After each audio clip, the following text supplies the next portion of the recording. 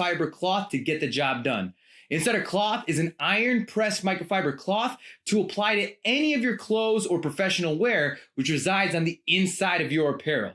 Now, your general fabrics can actually create micro abrasions to your glass surfaces, and over time, it actually will reduce the clarity and visibility to your glasses, cell phone, or other glass product or screens.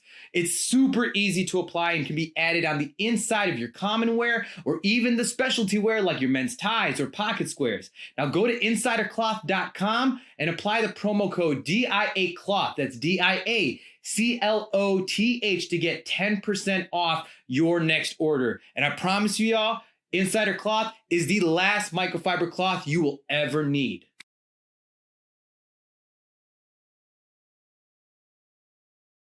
And now for all those homeowners out there, whether you need to get a new roof or you have a home restoration project you need to get done, y'all got to hit up my guy, Teddy Johnson of D&K Contracting. He is the most elite choice of all your commercial or residential contract needs.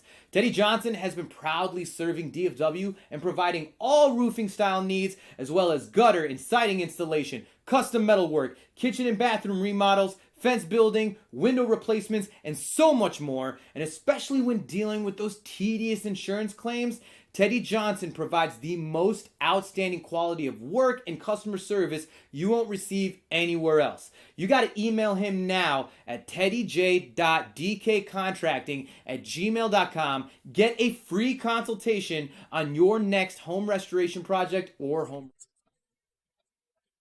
Hey, what it is, what it do. It's your boy, Blue Label Johnny, back after a little vacation, little hiatus. Let motherfuckers try to do this shit without me. Yeah, we did it, though. I guess. We did it.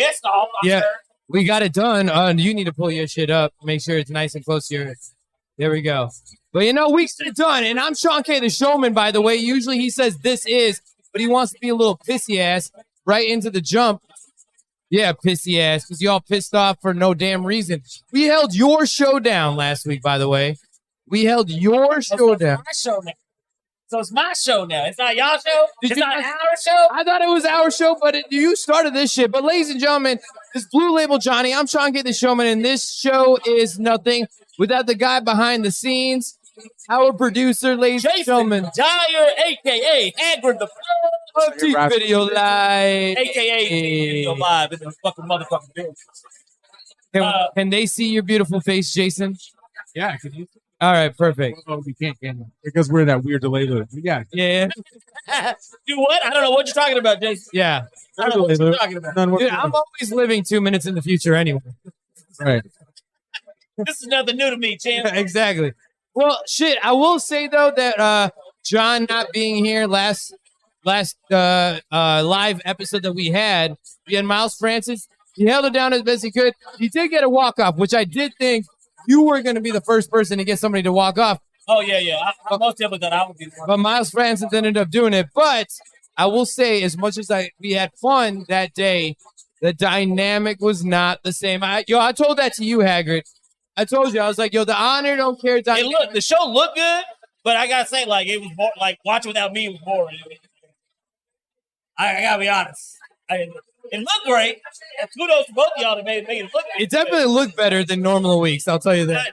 I won't say that. It just the contrast. It looked really decent. Very yin and yang, if you will. I'll give the yin and yang. That's better. But yeah, how was Miami? How fantastic? Yeah, a lot of drugs. Drank a lot. Hang up on the beach.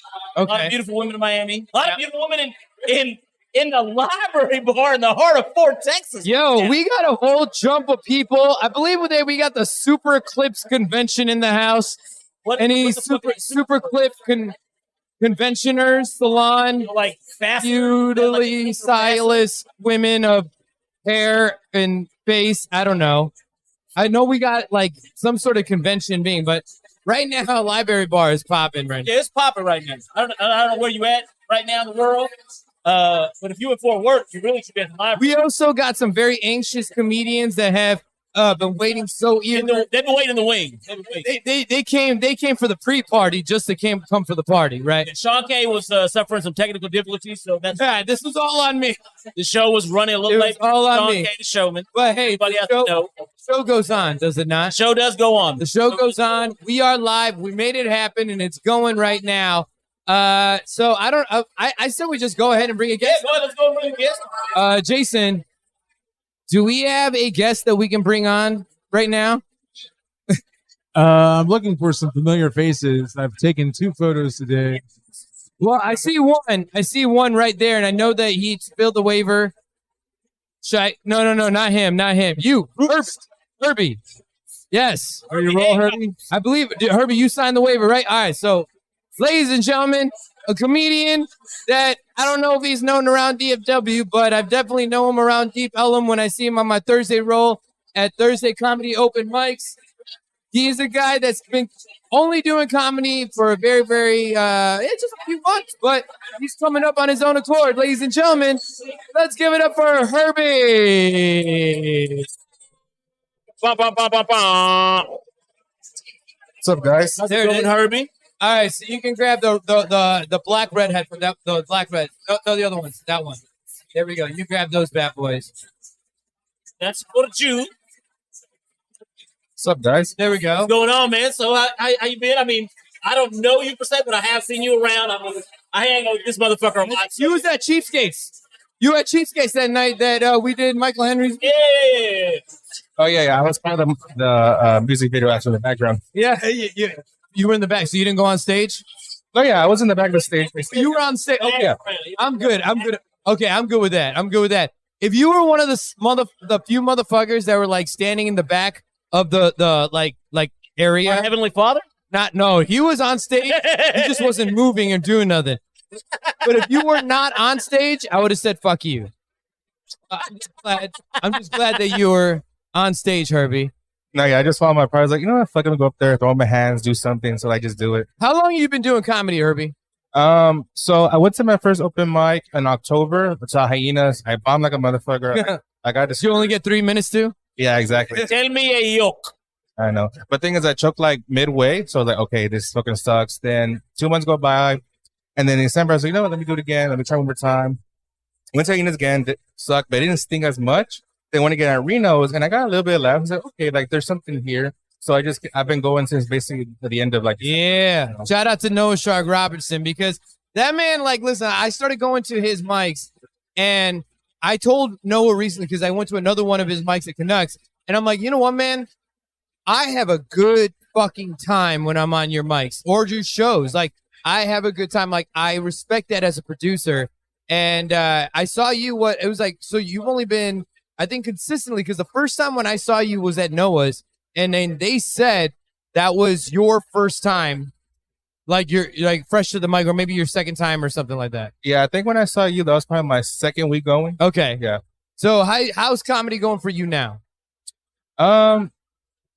It's been I think for everyone, it's a learning curve essentially, because I feel like when you start, you think you're saying, you gotta say the most fucked up shit like on stage, but you don't realize like there's a structure to it, like there's timing, the way you use words. So now I'm kind of like, I'm past like the anxiety of being on stage. Now I'm trying to learn, okay, like what's my material, like what's my style, and trying to figure out how do I get to the punchline as fast as I can. Yeah. So I'm kind of like in that phase right now, just figure out like making the structure of the jokes essentially. And that's the biggest hurdle. And I'm, as another entertainer, you know that like being on stage is half the battle. Like going up, whether it's karaoke, whether it's open mic, like just walking up to the stage, going and grabbing the microphone and doing the motherfucking thing is literally half the battle. I mean, you literally separated yourself from half the people in the world, like, who want to do something. There is a fuck ton of people in the world that, like, even sitting on this, not knowing that it's like an audience thing and this is broadcasted, like, people would, if they knew the numbers, they're like, they'd be freaking themselves out in their own head.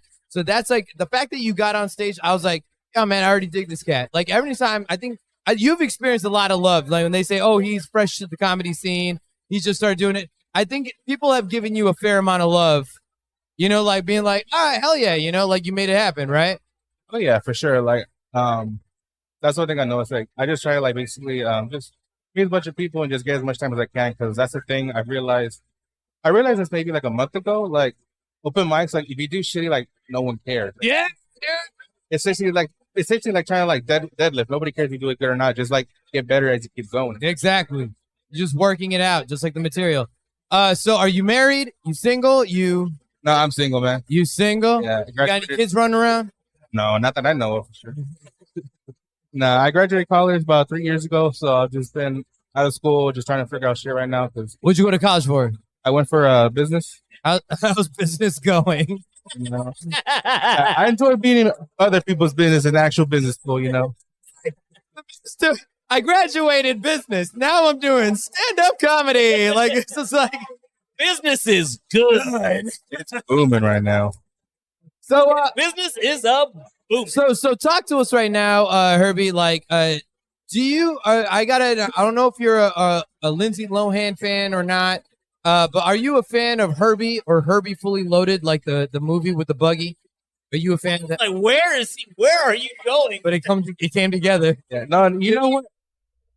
I actually love the movie as a kid. Name That's another. definitely an opinion. Yeah, name another movie that has Herbie in the title. All right. No, Or do we even know what we're talking about? no, I remember that movie. It was basically a car that was like alive and stuff. Like I remember watching it as a A kid, Volkswagen buggy.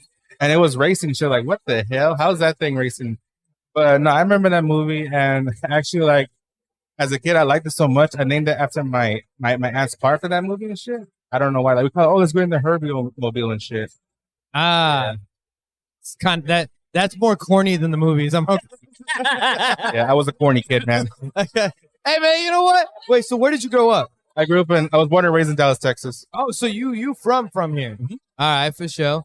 I mean, the way Dallas and DFW has developed in general, like you used to corn for the most part. Yeah, for the most part. I lived in That corn is gone now. Oh no, it's gone. Concrete over corn now. Yeah, it's gentrified that motherfucker. I was born and raised in West Dallas actually before it got gentrified. So essentially a barrio and shit. You used to see like little What town exactly? in West Dallas. They see over there, do you know where Trinity Groves is? Yeah. Before Trinity Groves, I used to live there. So like there was just a bunch of Mexican families and shit, little like every other house was a trap house and stuff.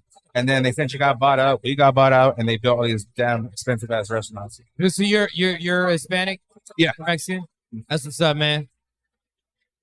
I'm gonna be coming into the family, just letting you know, because He's marrying into. I'm engaged to a Mexican woman. I might know her. Shit. No, you don't. She's from Northern Indiana. Tell me one person you know from Northern Indiana. Are you sure she's Mexican? At that 100% she's You Mexican. understand?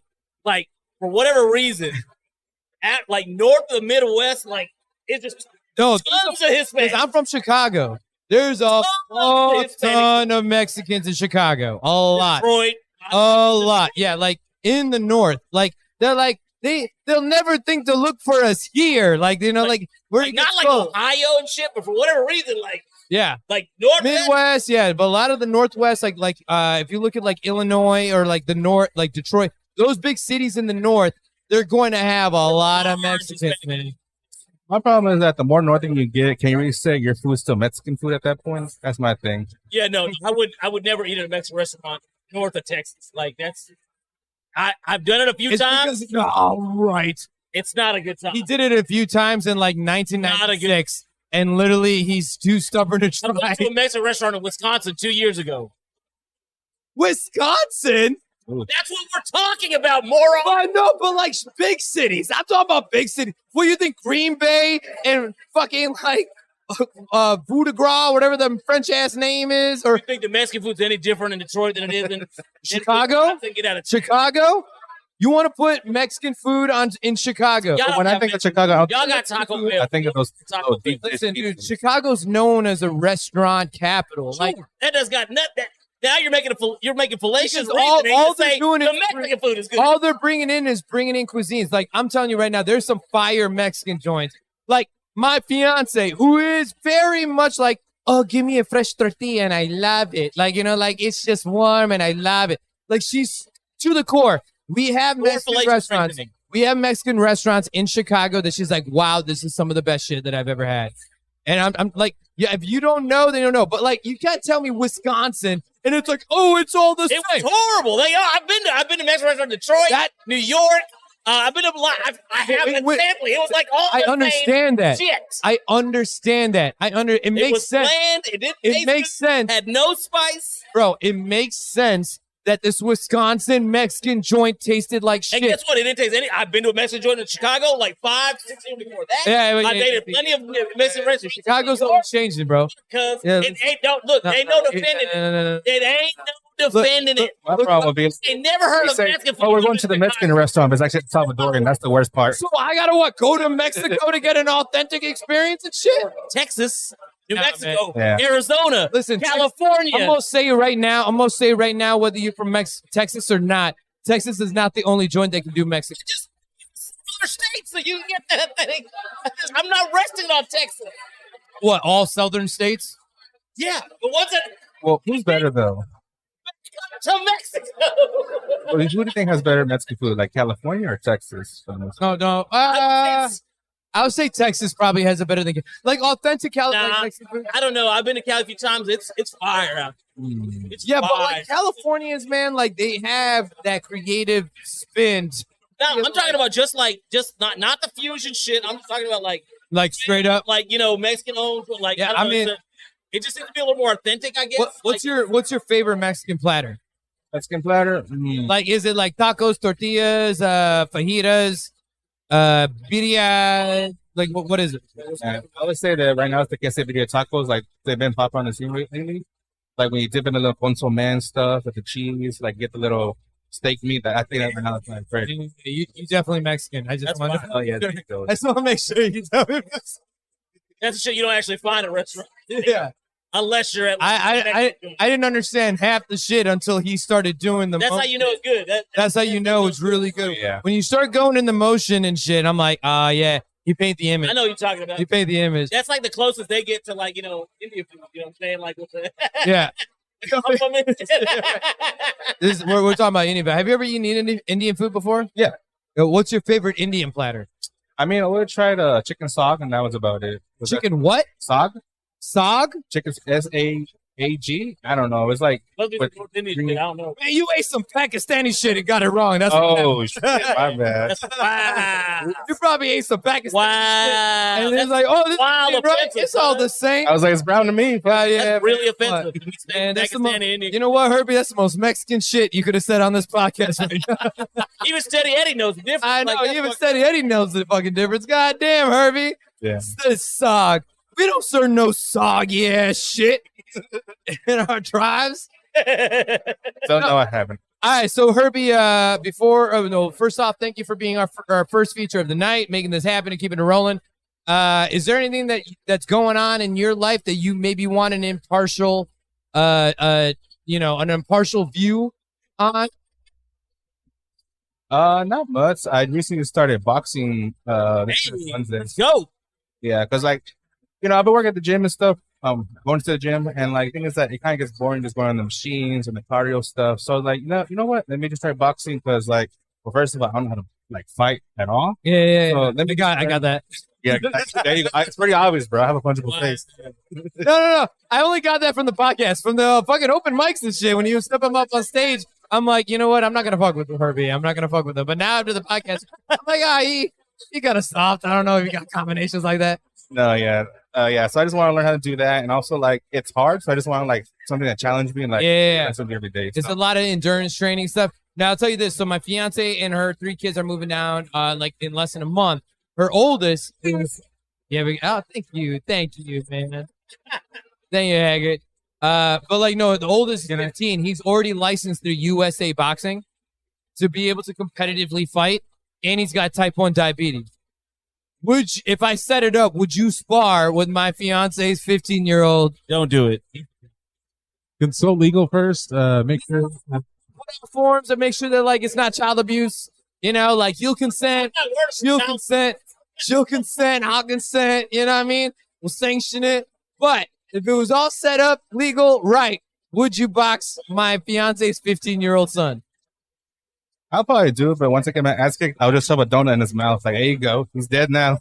Because he's type 1 diabetic. Yeah. Yeah. Pilar's definitely gonna get at you for trying to. No, she's like, and it's so funny. It's good. That's a good response, man. No, it's like, but Right. well, like I don't knowing think Pilar's gonna think so. but knowing that's great. knowing Emiliano, man. So see that donut, he's like, I'm here for the game. Boom, and just like knock out the donut and just go for the knockout from there. You know. Yeah, like, oh. He's gonna be more mad at me that I called out his number one weakness is type 1 diabetes, but because we looked it up, there's no The Marvel superhero shit right there. Bro. there's no recorded title 1 with anybody that had like an ailment as of like type 1 or type 2 diabetes. He is so fucking determined to try and be the first person with type 1 diabetes to win a title. Yeah. Go. Let's So, if that put any fear in Hold your up. You got something to say? Shit, at that point, I probably would. All right, so we want to thank you so much, Herbie, for coming through. First feature for tonight's On Air Don't Care. Let's give it up for Herbie. Can we find you? What are your socials? Yes. Yeah, you can find me on Instagram at herbie.caro, C-A-R-O, and on Facebook, Herbie Caro. Bet. Herbie Caro. All right, So, let's Herbie, make how some do they noise for Herbie. tell them how to spell it? Last name. Herbie, Caro, C-A-R-O. There we go. Yeah, it's like Easy. it's like Herbie Carr without with the no. Yeah. Herbie Carr with the no. Pretty simple, right? And it's funny that because Caro actually means expensive in Spanish, not car, like how it's spelled like that. Yeah. You know, And look how cheap you look today. Everybody. Shawn definitely knows how to make his friends feel welcome. I know. Sure. Say Herbie. Now I had to put Herbie on some heat. You know what I mean? He's fresh to this comedy game. You know what I mean? You gonna haze him? Is that what you're trying to say? It's a little bit. It's a little bit. You know, like these other guys, these other comedians that are kind of hanging out. They've been to the ringer a little. They know my heat. Herbie, I've never given him my heat yet. You know what I mean? So I had to give him some heat, and I knew that I was like, this guy doesn't know enough. So I gotta put it in regard right now, you know? That makes sense. I was looking at the growth, man. I'm long-term planning. You know what I mean, bro? I'm all about long-term planning. You know what I mean? But shit. Hey, yo, Jason, how you feeling back there, bro? Doing all right. I got a mess of folks just kind of hanging around here, like look. Yeah, I see this white guy, but we'll bring him up in a second. You're only seeing one? He's standing next to like the smallest white guy in the bar. You're only seeing What? Yeah. You get your eyes checked. Yes. Amen, brother. So this is a three-peat for us right here. A repeat. Yeah, good. I think I know who it Turn is. my, headphones up a little bit. I can try. Then I'm going to go ahead and introduce this three-peat, ladies and gentlemen. He is setting the record for the most features on Air Don't Care. We've had some times. We're about to create it again. A DFW comedy legend in the making. Let's give it up for Paxton Bailey, everybody.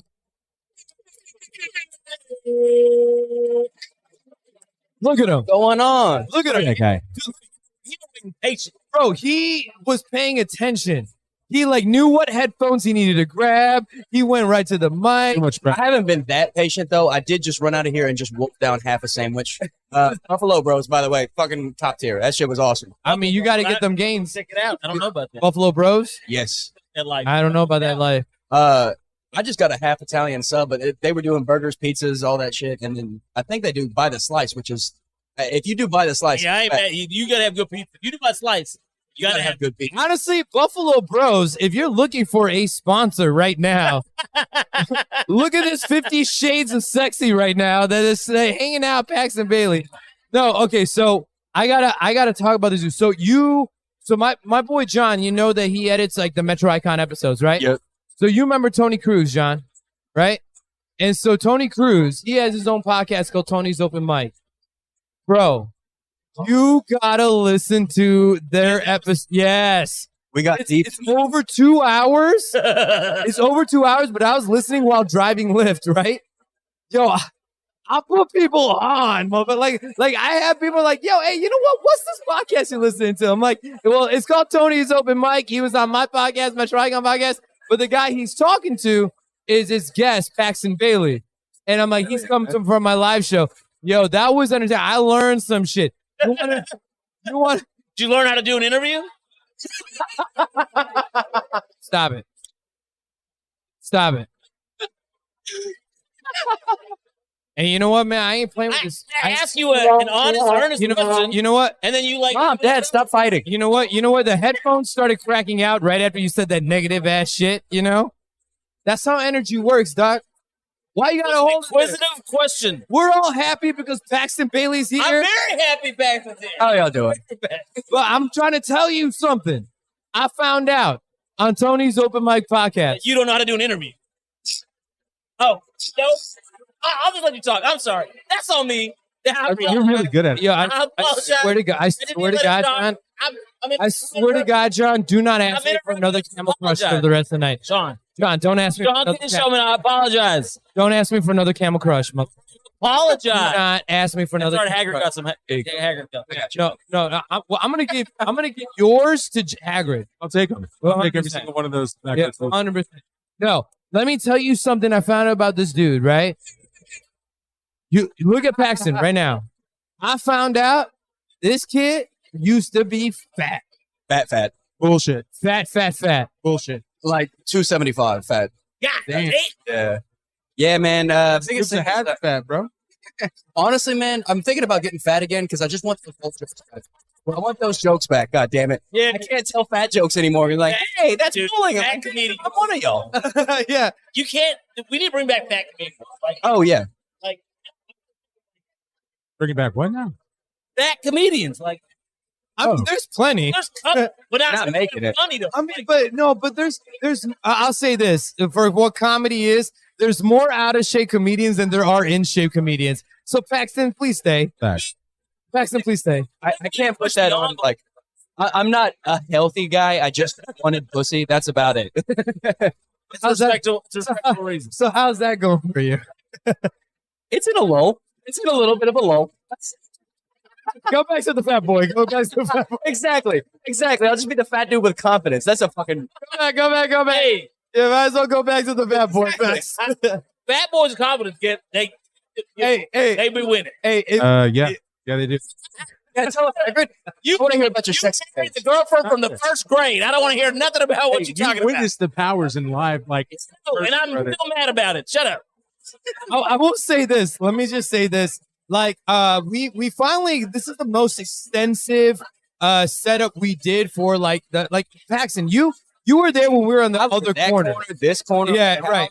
So you kind of have been seeing this progression. Oh yeah, of the setup, right? Honestly, and it's nice. And holy shit, but the library bar is fucking popping. Oh my god, popping. I mean, the median age is 35 years old. But that's something else. If you're drinking, yeah, they're not even paying attention. This fucking speaker. No, they're too busy drinking. The speaker stopped working a long fucking time ago. Are they serving alcohol at the library? What? People are drinking? Yeah. Bro. Oh yeah. They are drinking and they are trying to figure out if they want to put their bullshit out there for the world. Look at everyone over there with the king. You were waiting around. She definitely looks like she has not told her parents 50% of her life. That's what she looks like. She looks like she has not told her parents 50% of her life. 50% is, that's everybody in the room. A little bit. You look like you have things to hide. Like you. Yeah. You see how what is she hiding? Yeah, I can't see your face. She's behind the speaker. That's the question. Now, From you. All right, Paxton. Are there any attractive women in the library bar? I've been working. So many. There's so many. Paxton looked at her for more than 3 seconds. I know. Hey, how's it going? Oh, I love you. I love you. Paxton Bailey? Hey, Paxton, flex on her real quick. No. You got to stay humble. I like a sleeper's build. When I take my shirt off and then they go, oh. Well, you know what? You called that because she turned around. So I know. I did. Exactly. Hey, so Paxton, I got to ask you. Am I going to trigger anything if, like, in public, I start calling you Faxton? God damn it, that's a good one. God damn it, dude. 22 years and that just now made the precipice? My friends are fucking dumb. You can go back fast just to walk in that one. Like, you got to... Greg, give me it. Fuck. He's distracted by women. God damn it. Can we blame him? No. I already told her I loved her. I need to replace Hagrid. Hagrid, no. Shut your fucking mouth. I will. Hey, dude. I'll shut up. I will not allow you to do that. Stop. I will not allow you to do that. I'm gonna stop. I'm gonna shut Yeah, up. stop. Don't do that. That was my hating side coming out. Listen, that was my hater side coming out. Say what you want about me. Say what you want about me. You're right. No, you're but don't you fucking dare ever touch. That was my hater side. It Yeah, came out. yeah. Poke his head out right. Yeah, you and look at him. He definitely watched WWE, so he's gonna put you in a power bomb. Like, Look, I'm not worried about power bombs. I'm worried You know about what, him leaving. dude? I'm worried about him leaving. That's No, yeah. Jason, he'll kill you with kindness. He will kill you with kindness because here's the thing. is that what he calls it? John wasn't here last week. Yeah. And I brought in a guest, and none of us were here. You were here last week. That's- I was there, but John wasn't here. But we still made the show happen. Was that last week with Miles? No, 2 weeks ago. Say it. 2 weeks Okay. ago. 2 weeks ago. 2 weeks ago. If I wasn't here, him and Jason would be able to put the show together. But if it was just me and him, and he did not show up, we're dead in the water. Facts. I like. do it. It just wouldn't be as. It would not. Yeah. Y'all were all It's not following around. You'll see the episode next week. That's what happened. No, like before all exactly this how it like started up, y'all were popping around, and I took a look at the computer, and then once I did like this, I was like, oh yeah, I'm tech-tarded. Like I have no. I went to see like, is everything plugged in, and like that's the extent of my knowledge. No fucking idea. All right. So Paxton, That's so good. It's so fuck. See, my friends suck because they only came up with Paxtina for years. that's why you keep coming back to that's that. lazy. It's like, That's lazy. That's lazy. And you know what? That's what pissed me off. It's like, God damn it, motherfucker. Like, I'm going to tell you the amount of pride that I have that in 23 years of life that I'm the first one to think of that, which like popped in my head so naturally. And I'm like, oh, somebody had to have said this yeah. in their Damn. lifetime. No, I mean, like, look, I was like in my early 30s when somebody told me I had no neck, and like, I was like, That's not even that bad, dude. I've seen No. head on legit shoulders. His brother. no, but I mean, I wasn't 275 fat, but I was I was bigger, and so my chest was eating some of my neck. But either way, I never noticed, and so like until That's I the went worst. home and I was like, yo, I don't have a fucking neck. Like, how you- the fuck did nobody make fun of me about this before I thought y'all were my now? friend. But you also had a crew of black rappers that called you out on that shit. Yeah, but I hung out with black people my whole life. That's Yeah. what I'm saying. But it's weird that nobody brought that up before I was in my. I bet they thought that was like your number one thing because they always come in with like, you got bitch hips. I'm like, damn it. How did he know that was number 2 on my insecurity list? Also, you also know that grade school wasn't making fun of hunchbacks until after You went 1993. to different school. After If I 1993. had a hunchback, there was nobody would have left me alone. I don't know what you fucking talking about. I mean, you were also an Indian in East Texas, so I can't imagine. Okay, so I'm going to interrupt because I just remembered a fat story, and this will come over. Oh, this dude. I still think about this every once. Remember shit after this. Tell your The library, or not the library, the grandma's bar. Yes. So one time in 6th grade, this was like pinnacle fatness because it was just all baby fat and no muscle yet. You haven't stretched out yet. Not at all. I was still like 5'9" or something. Like that. Yes, and- that's like an inch taller. I'm an inch taller than that, right? Okay, but like in 6th grade, I walked down like our school stairs and I had stopped for a second and I thought I got out of the way enough or something like that. And then like one of the most popular girls in our grade, let alone the school, What was her name? Lauren Stovall. Lauren. Yeah. It's not her fault, but she definitely ruined a couple years for me. So shout out. But go back to Oh, yes. So I got out of the way a little bit, and then like she walked down the stairs and wasn't paying attention or something, and my ass cheeks and her ass cheeks lined up perfectly, and she immediately just quick wit, just like your ass is bigger than mine. And then 6th grade, I walked home in the rain during the middle of the day. Like having a fat ass as a dude is not okay when you're in middle school. I mean, like, that grade. That's not even a thought. Like, I could even imagine, like, oh, I have a fat ass. For this, for somebody to point that out at that, oh yeah, that. But like 6th grade, that burns. You know what I mean, Burned, dude. it burns. I mean, like I just said, I walked home in the rain that day. Like at 3rd period, I left like 2 hours into school. It's Your like- fat ass walked home Yeah. in the rain. Yeah. I did not have a fat ass. I was a fat ass. He's like walking in the rain with a waterproof like Walkman, like lonely.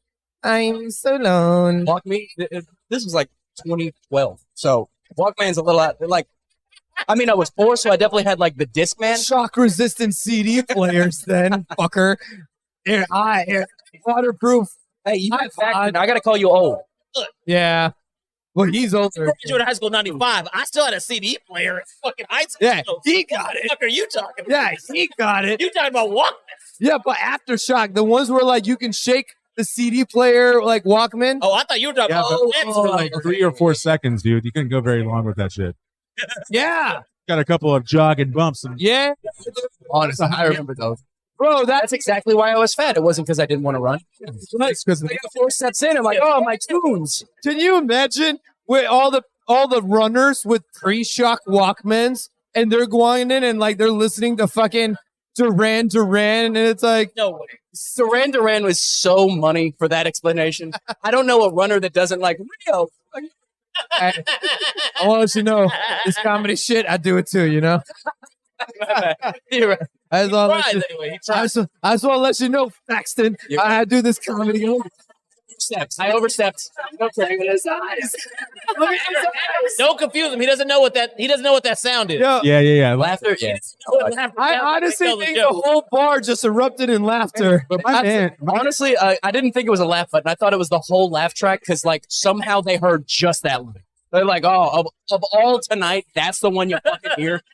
Yeah, it's like on the third time I dropped the Paxton to see his eyes, like, yeah,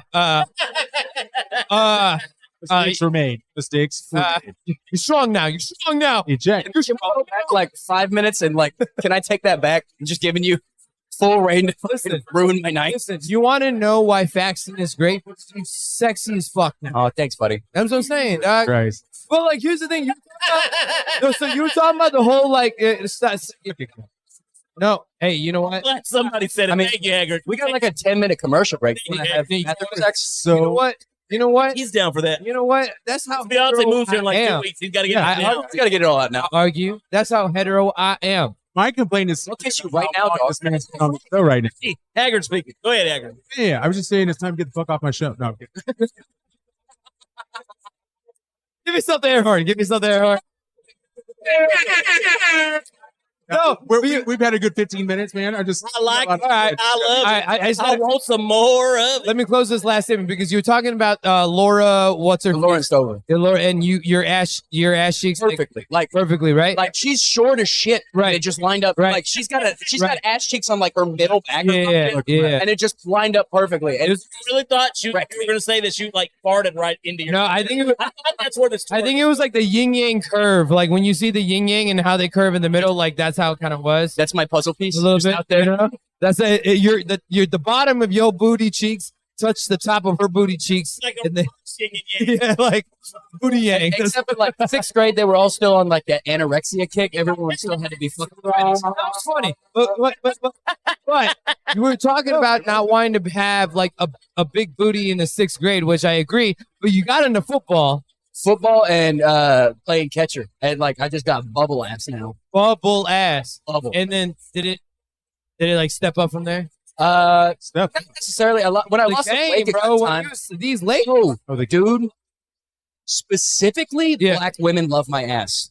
I like Black women love ass on the dude. Like, okay. anyone are here. Not Waiting. That's what I was building for.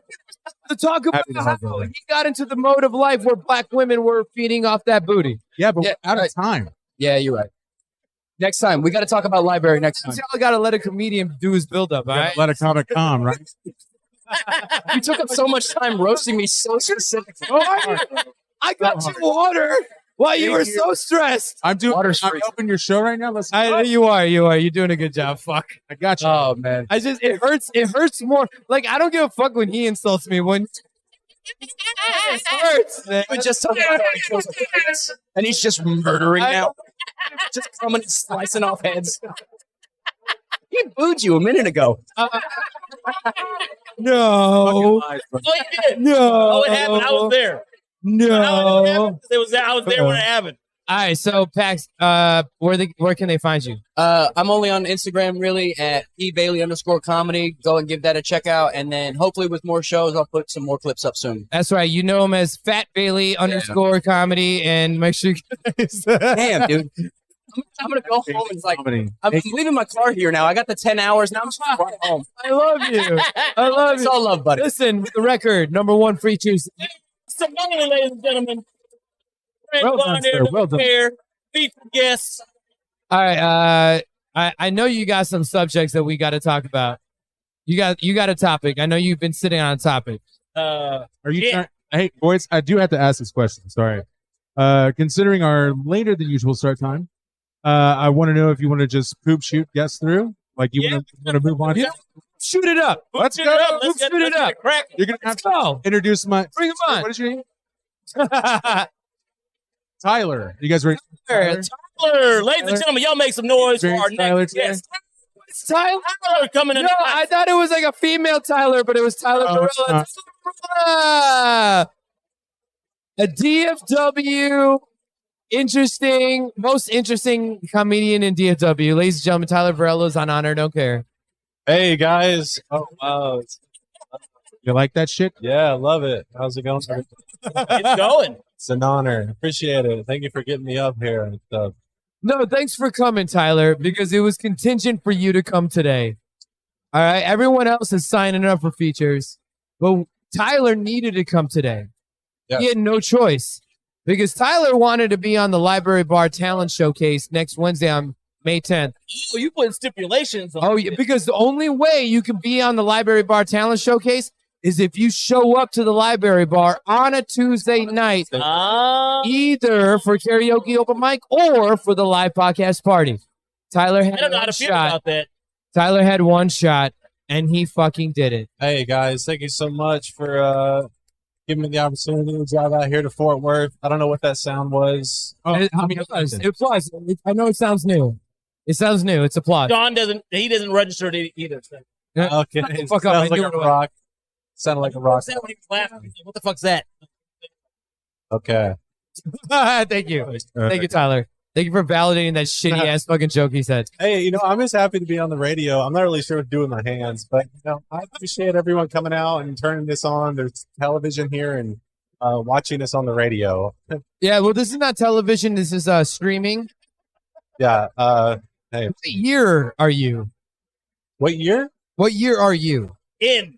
We're in 2023, but what year are you in? It's like 2023 right now. Right, bro? Now, what year are you in that, like, it's like only I'm on this television program. He didn't say television, he said radio. Radio. Oh, yeah, radio. He's broadcasting on the radio, man. He's going even further back. Hey, Shawn, right? The radio is still around, man. It's still alive and well. I'm just trying to watch this basketball game. If you guys want to keep on talking. I heard there was going to be some spicy stories, some shit being dug up about me that you wanted to talk to me about. So, you want to bring it up already, Tyler? I talking about the biker at the bar that almost whooped my ass. Oh my God, that was you? I did. Yes, that was him. I've been hearing this story over and over again for the last. Oh yeah, they might as well been. It was in the last 24 hours, but you know how much is circulated? Oh, it happened last night. What? Do you know how many comedians already know about it, Tyler? At least two. No. There were people that were not at Canucks in Louisville that did not see it that knew that Tyler Varela had the fear of his life on stage. Of Yahweh. How long have you been doing comedy? About 3 years now. 3 years. What do you have against the Hells Angels? No, it wasn't Hells Angels, bro. It was Dickweed MC. Is that what it was? That's what it was. Yeah, it was Dickweed MC of Frisco, Texas. All right, because they laughed at all my jokes on the patio. That's all. That's how I know. Remember, but that guy that walks up to you, man, the way he fucking sold that situation, dude. His stride, his shoes. He was a stool. Tell the story. I don't know what's going on. I'll tell you from the outside perspective because he was. I don't want to hear. Learn to do an interview. Please tell the story, Tyler, what happened to you. Hey, man, what's your name, young man? I am Blue Label Johnny. Blue Label? I'm Red Label Tyler. Give me some of that. Yeah. Hey, this is yours, by the way. I stole that from you last night, but I almost got hit by that biker. This lighter is now circulating. Yeah. Toss it over. I need it. You need it? I need that lighter right there. Yo, this light. Can I tell you something? This lighter's been circulating because Miles Francis gave me this lighter after he hosted the show. I let him borrow it. Right on. He gave it to me at Canucks last week. He gave it back to me. You know, you keep that. And now I let this fucking fuck borrow it. And I'm like, where did it go? Where did it go? And he brought it back. You know what, Tyler? Give it to me. Tyler. He's asking for that. It's weird, but he's doing it. No, he doesn't know his love. All right, can you catch it? 1, 2, 3. You know what? That was two hands. I blame Shawn. No, that was a good throw. It was a good throw. I just only touched it with one finger. Thank That you. was the problem. Thank All you. me. Thank you, Hagrid. Yeah. Thank you. 2/3 win. It's not because he pulled a Roma. All right, so Tyler, tell the story. What happened last night? All right, word. Let's get into it. So, There was this big guy. He was about like he was big. He was like, wow, how tall do you say he was? 6'4", 6'4", 6'5", a real man. 200 and Like in comparison to Paxton, like how much bigger than Paxton? He was fucking way bigger than Paxton, man. This guy was a God giant. damn. Oh no, Bigger he than was anyone bigger in than this Paxton. bar. Yeah. He was He was bigger than Paxton. Like he wasn't like stocky muscle, but like he was just a big dude. He was a Sasquatch of a biker man. Oh, I got you. Yeah. It makes him an obvious target for a good joke, you know, because give it to him, you know he can take it with that big fucking back, and he ain't gonna take no shit. And like, So what happened? What happened? What'd you so say? I forget what I actually said. I just said, "Hey, you know, you in the back in the black." I was trying to rhyme. I was rapping in that day, but it was yesterday sometime. But I said, "Hey, what's up, fella?" Hey, last night. Last night, back in the day, I quit ever since. But no, man, the guy, he looks like a biker. I wanted to get in. I felt cool. I wanted to wear his leathers. And I'm like, boss, what's the name of the biker club? And he's like, Dickweed, MC, Dickweed. And I was like, that's fucking, cap.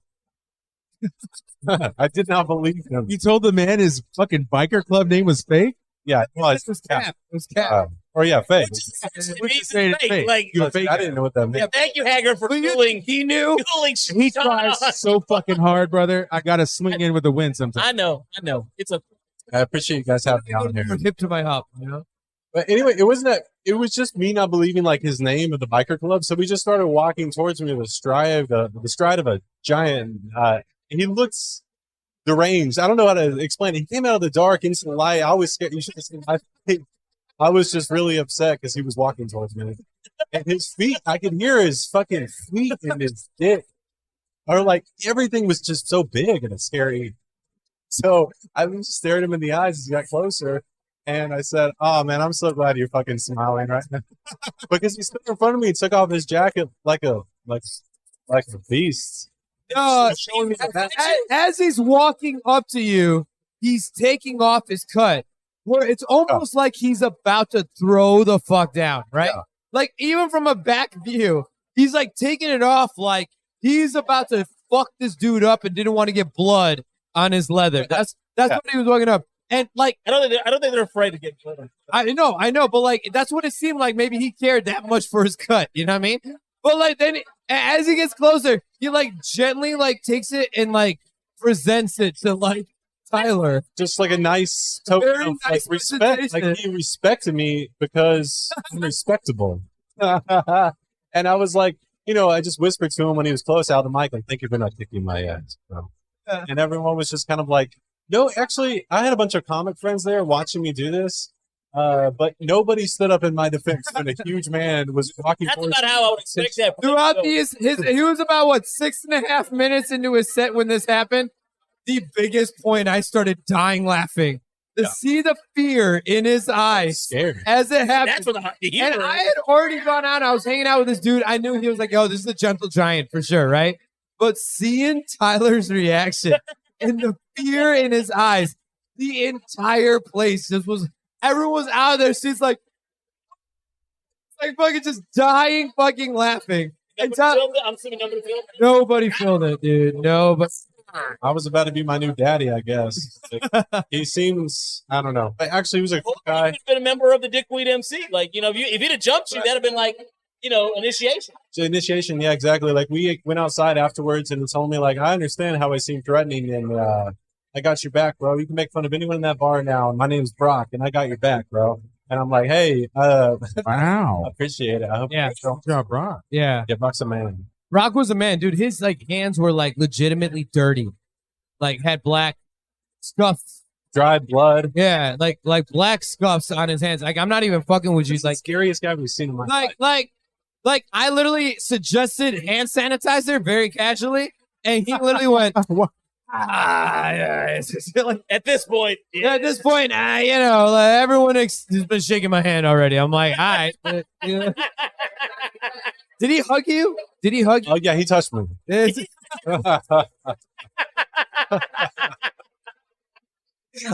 his no place. I'm like, no, bro. My bad's yeah, exactly. All right, so I'm gonna tell you that moment that happened last night it's battling. It's battling in comparison to the most memorable moment I've ever had with Tyler Varela.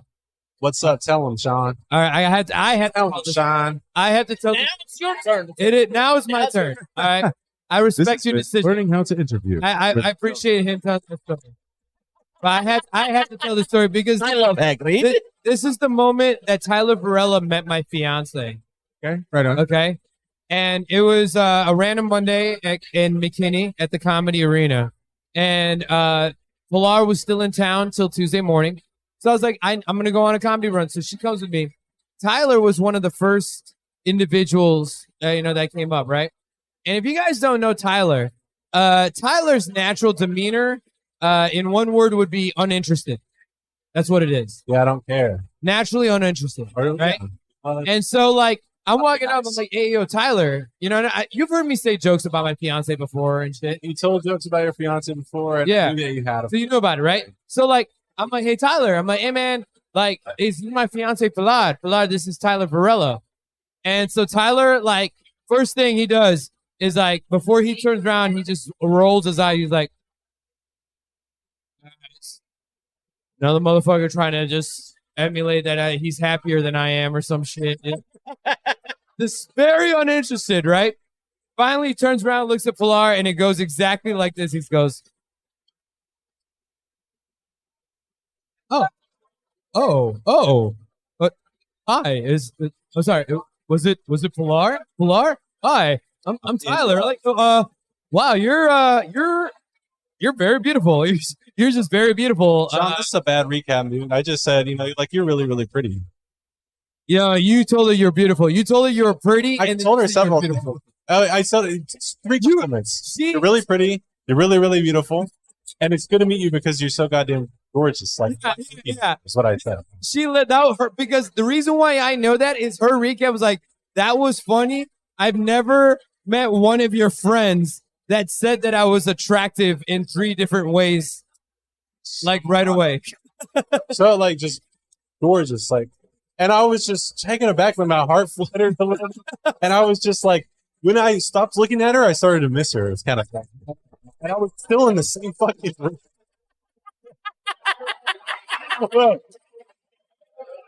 Yeah, man. Like, he's like the first motherfucker to swoon on my girl that I didn't want to fuck up. I was like laughing so hard. The way he reacted seeing my fiance, like, and then there was a bitterness that came over him. Like right after he called her like pretty and beautiful, he was forced to have to look at my face, and he's like, "So you're with Shawn, right? Like this is are you okay? For real? This is actually this is like a serious thing that that to this day that was the best day of my fucking life. Jesus Christ! I've only met her once, and I'd meet her again, but I'm nervous now, man. Hey, guess what? She's moving here in like 3 weeks, so like. Oh man, I just like it wasn't like anything like out of the ordinary for me to react that way because I'm just so fucking authentic.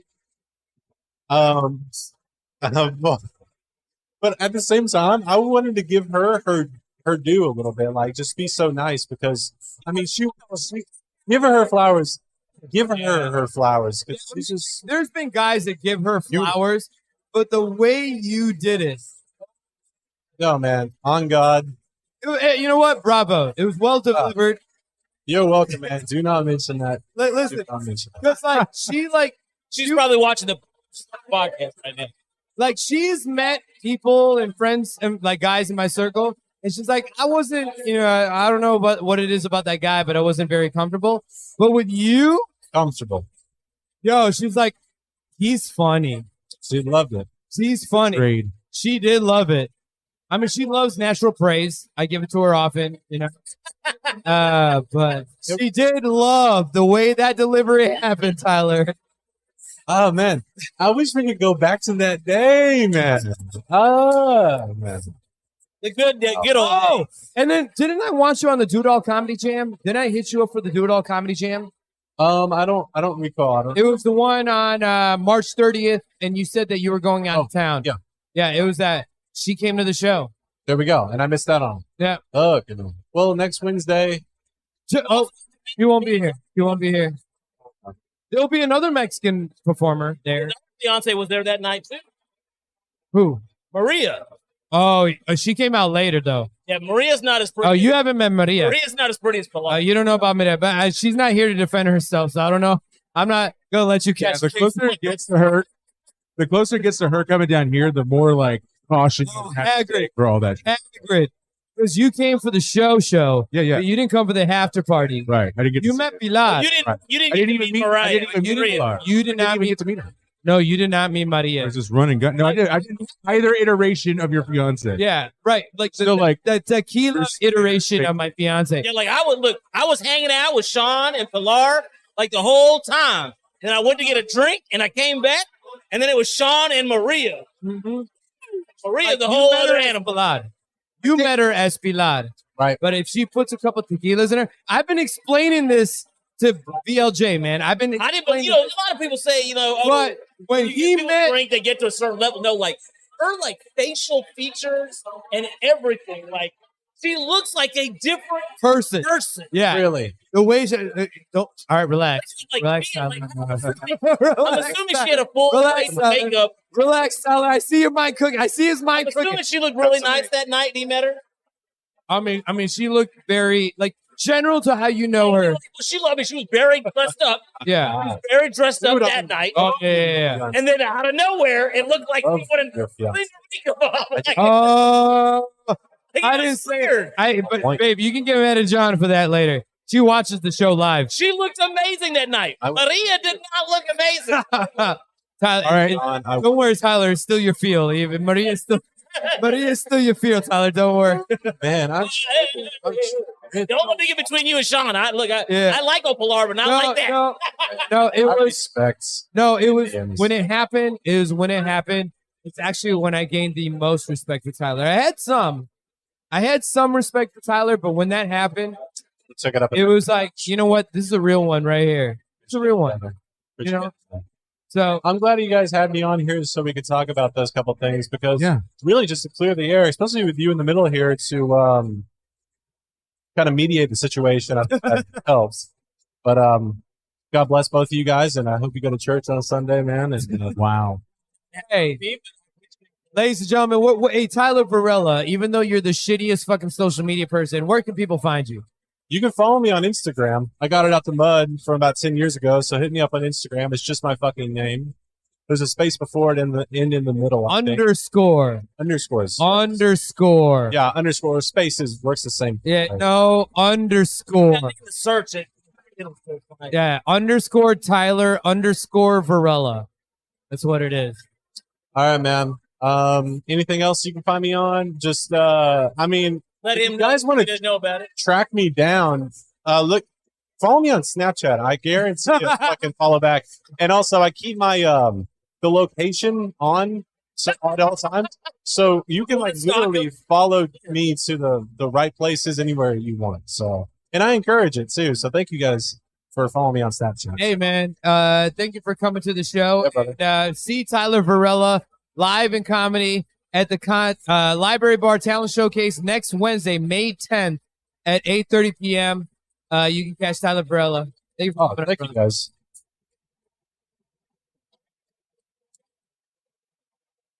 Motherfucker had me tearing up. God damn. It's not that different from his comedy set, but he has me tearing up and shit.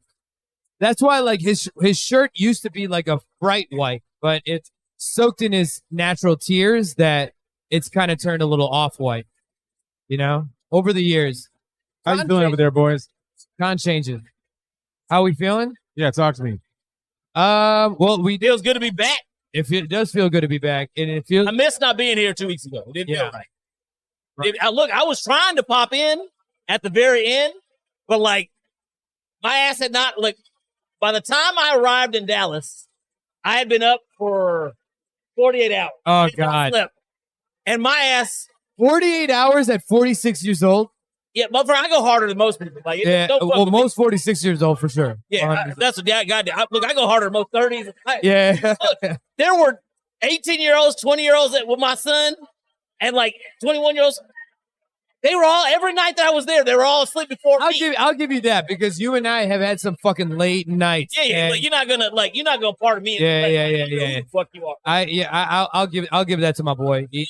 So I can't remember how long I was at the DFW airport after I had landed, because like my ass was like I was like, God damn it! Like I literally got on that damn Did bus home look to different? get to my car, like 3-4 different buses, like because I was getting off at the wrong spot because like I was delirious. Yeah, but you made it back, which is the important thing. Yeah, well, I mean, I didn't. How I did was you feel? flying. How did you feel? You watched last week's or the 2 weeks episode ago.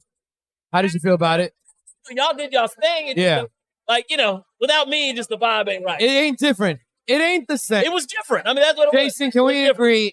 Can we agree that it was not the same? Oh, it wasn't. It was not the same.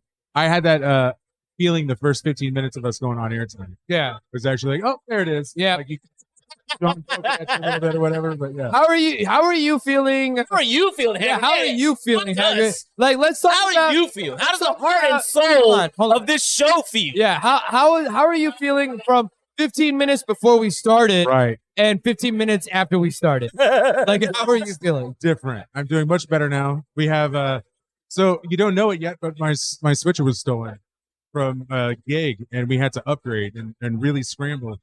And it's like an entirely new, like I have a fucking router. You have a around new the table table, now. Yeah, dog. I got, Like, you were operating off a cart.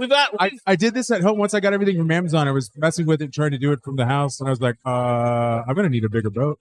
Like, And not only is our gear set up, now it's even the real estate. I know. The real estate is. We taking up this space. I Well, we in a finally little bit. figured out how this setup is going to be. So what you guys are seeing right now, this is how the setup is always going to be at Library Bar. It is not shifting from this point. I like this. I like Yeah. this. I'm cool with it. Add is a light in that direction, I can do that. so that like I mean, I know you don't. Yeah, you, yeah. I mean, like, but just so that the green room or our holding area has a little. Also, bit with of the shine. upgrade of our switcher, maybe we can throw in one more camera just to show the guests that are waiting. Yeah, that'd be a Absolutely. good segue into commercials and shit like Yeah. So, what do you think, Hagrid? Should we take a break real quick and then? Yeah, I think you boys need to stretch your legs, drink some water, and we'll come back with. And we need some Jim commercials Long. in. Yeah, we need you guys, if you're paying attention to this broadcast, go ahead and take advantage of these amazing offers from the incredible sponsors here. We are going to be right back with Honor Don't Care. I'm Shawn K, the Showman. This is I am Blue Label Johnny. Jason Dyer on the back, y'all. We'll be right back. This is On Air Don't Care.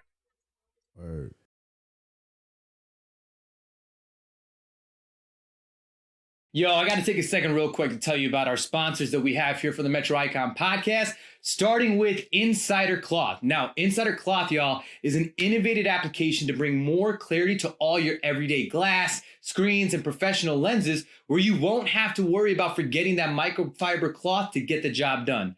Insider Cloth is an iron-pressed microfiber cloth to apply to any of your clothes or professional wear, which resides on the inside of your apparel. Now, your general fabrics can actually create micro abrasions to your glass surfaces, and over time, it actually will reduce the clarity and visibility to your glasses, cell phone, or other glass product or screens. It's super easy to apply and can be added on the inside of your common wear or even the specialty wear like your men's ties or pocket squares. Now, go to insidercloth.com and apply the promo code DIACLOTH. That's DIACLOTH to get 10% off your next order. And I promise you, y'all, Insider Cloth is the last microfiber cloth you will ever need.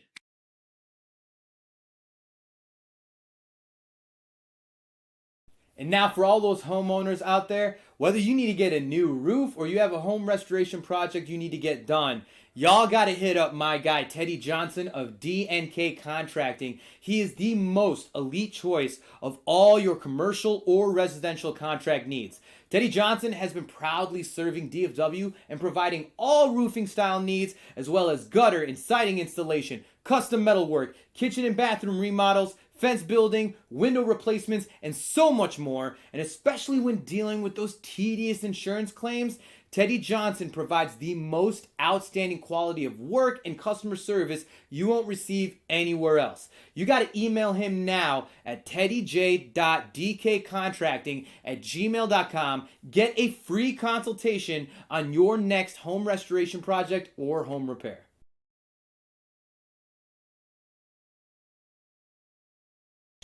And of course, y'all, you know I got to talk about my businesses. Do It All Entertainment. For anyone looking to amplify their next live event, whether it's a corporate event, conference, or that special wedding celebration with your loved ones. Do It All Entertainment brings the highest and most dynamic performance entertainment with top quality audio and visuals. There's literally no limit to what we can provide and can be accomplished at your next event. So visit us at doitallive.com or email us at info@doitallentertainment.com. Mention the Metro Icon podcast to get a unique offer on your next event package. Then, of course, we have DIA Media for your go-to media production and creative consultation needs. If you're looking to amplify your business or brand visual promotions and trying to start a podcast of your own, reach out to DIA Media through our Facebook page and mention the Metro Icon podcast to get a special offer on your production needs.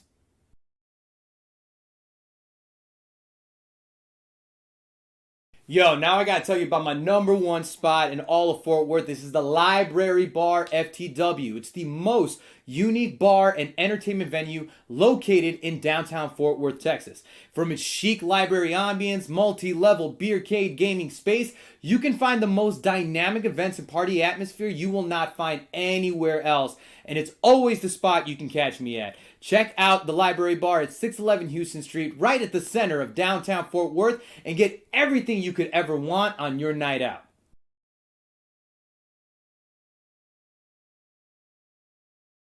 Hey, what it is, what it do? It's your boy Blue Label Johnny, giving you the Blue Label Weekend Itinerary. On Friday nights, you can catch me with the lovely staff of Hooters Grand Prairie, kicking off the weekend in style. And on Saturday night, the party's going down. I'm busting out the karaoke. I'm at Eagles Point in Saginaw. And on Sunday, to close out the weekend, you can catch me in downtown Fort Worth at the Library Bar. Check in with me all weekend long, ladies and gentlemen. I'm holding the party down.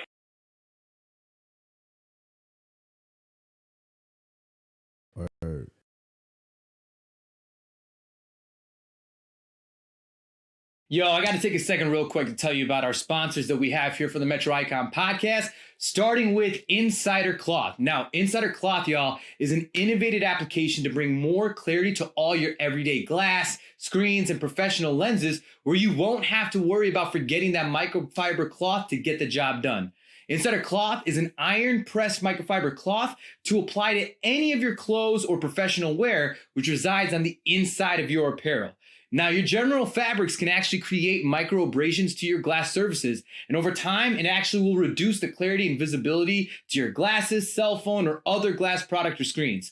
It's super easy to apply and can be added on the inside of your common wear or even the specialty wear like your men's ties or pocket squares. Now, go to insidercloth.com and apply the promo code DIACLOTH. That's DIACLOTH to get 10% off your next order. And I promise you, y'all, Insider Cloth is the last microfiber cloth you will ever need.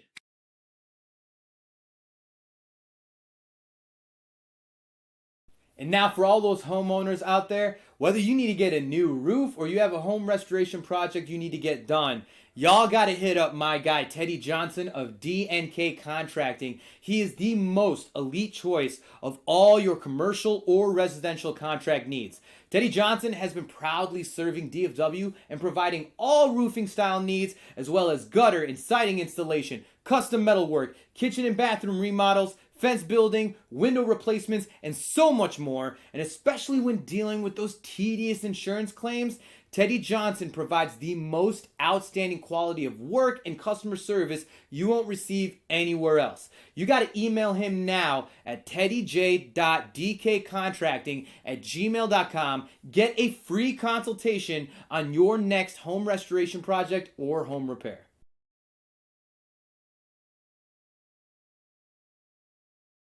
And of course, y'all, you know I got to talk about my businesses. Do It All Entertainment. For anyone looking to amplify their next live event, whether it's a corporate event, conference, or that special wedding celebration with your loved ones.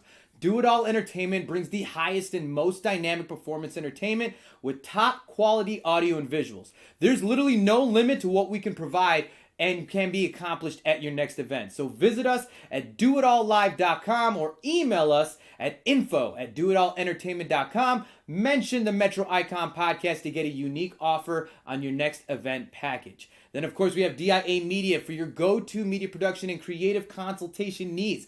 If you're looking to amplify your business or brand visual promotions and trying to start a podcast of your own, reach out to DIA Media through our Facebook page and mention the Metro Icon podcast to get a special offer on your production needs.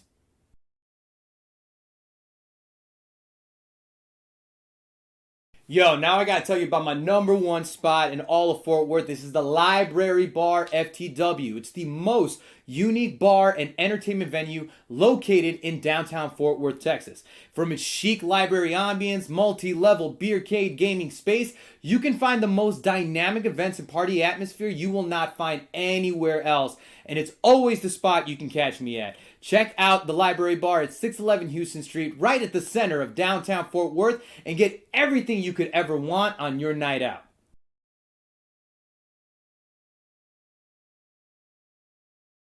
Hey, what it is, what it do? It's your boy Blue Label Johnny, giving you the Blue Label Weekend Itinerary.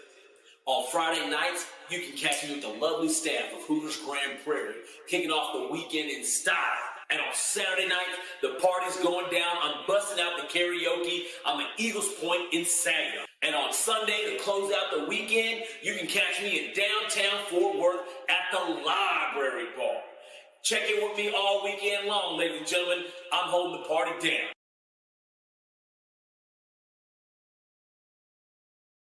Word.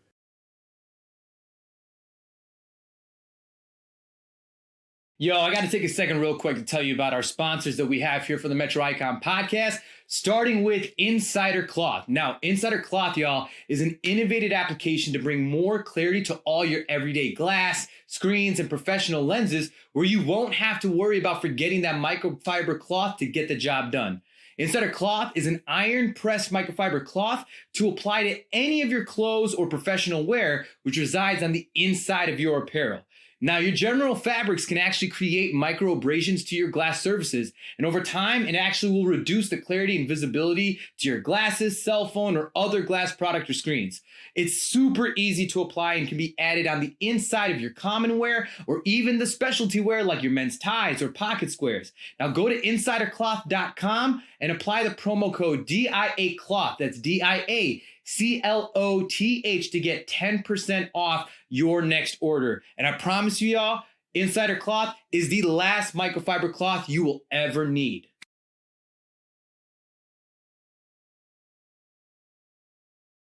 And now for all those homeowners out there, whether you need to get a new roof or you have a home restoration project you need to get done, y'all got to hit up my guy, Teddy Johnson of D&K Contracting. He is the most elite choice of all your commercial or residential contract needs.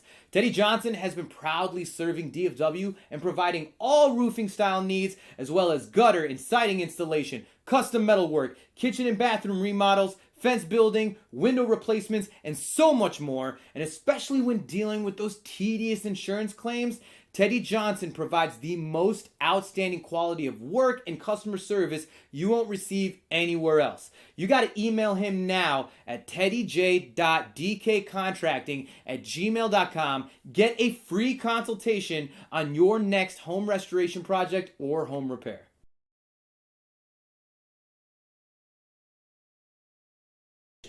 And of course, y'all, you know I got to talk about my businesses. Do It All Entertainment. For anyone looking to amplify their next live event, whether it's a corporate event, conference, or that special wedding celebration with your loved ones.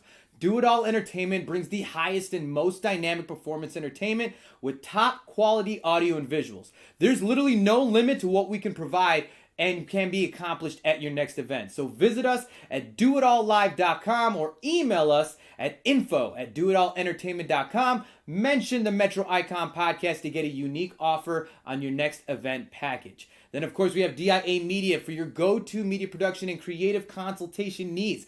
If you're looking to amplify your business or brand visual promotions and trying to start a podcast of your own, reach out to DIA Media through our Facebook page and mention the Metro Icon Podcast to get a special offer on your production needs.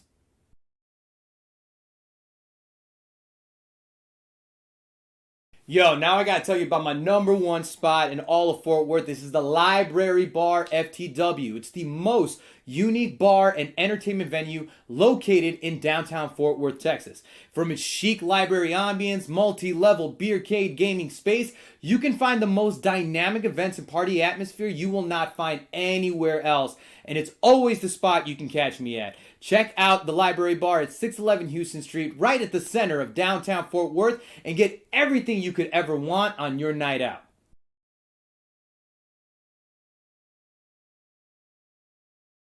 Hey, what it is, what it do? It's your boy Blue Label Johnny, giving you the Blue Label Weekend Itinerary.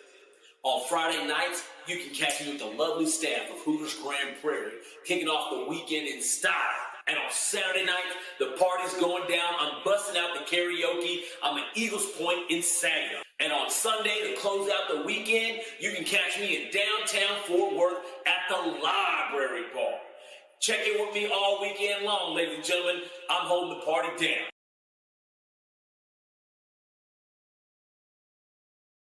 Word.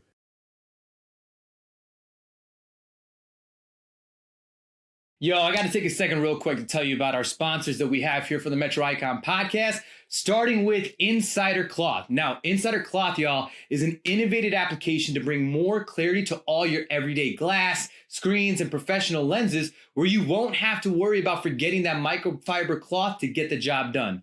Insider Cloth is an iron-pressed microfiber cloth to apply to any of your clothes or professional wear, which resides on the inside of your apparel. Now, your general fabrics can actually create micro abrasions to your glass surfaces, and over time, it actually will reduce the clarity and visibility to your glasses, cell phone, or other glass product or screens. It's super easy to apply and can be added on the inside of your common wear or even the specialty wear like your men's ties or pocket squares. Now, go to insidercloth.com and apply the promo code DIACLOTH. That's DIACLOTH to get 10% off your next order. And I promise you, y'all, Insider Cloth is the last microfiber cloth you will ever need.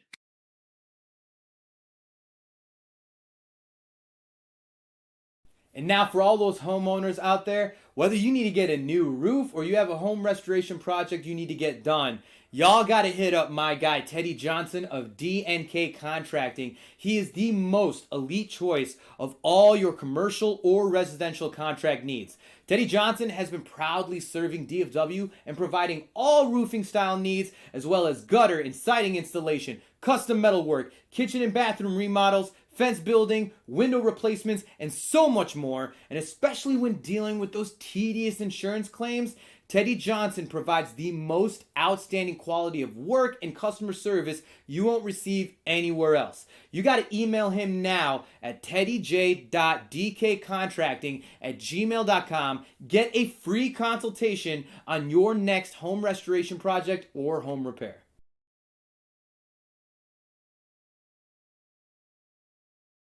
And of course, y'all, you know I got to talk about my businesses. Do It All Entertainment. For anyone looking to amplify their next live event, whether it's a corporate event, conference, or that special wedding celebration with your loved ones. Do It All Entertainment brings the highest and most dynamic performance entertainment with top quality audio and visuals.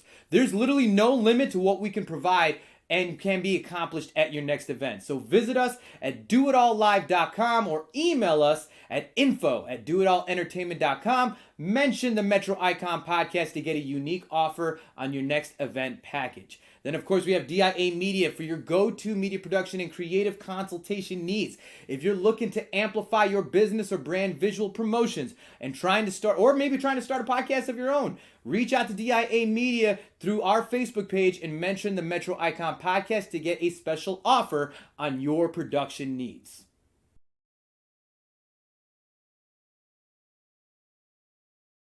Yo, now I gotta tell you about my number one spot in all of Fort Worth. This is the Library Bar FTW. It's the most unique bar and entertainment venue located in downtown Fort Worth, Texas.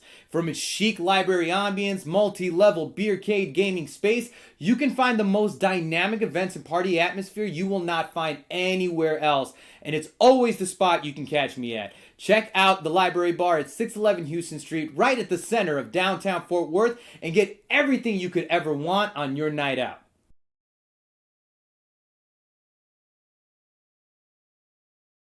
Hey, what it is, what it do? It's your boy Blue Label Johnny, giving you the Blue Label Weekend Itinerary. On Friday nights, you can catch me with the lovely staff of Hooters Grand Prairie, kicking off the weekend in style. And on Saturday night, the party's going down. I'm busting out the karaoke. I'm at Eagles Point in Saginaw. And on Sunday, to close out the weekend, you can catch me in downtown Fort Worth at the Library Bar. Check in with me all weekend long, ladies and gentlemen. I'm holding the party down.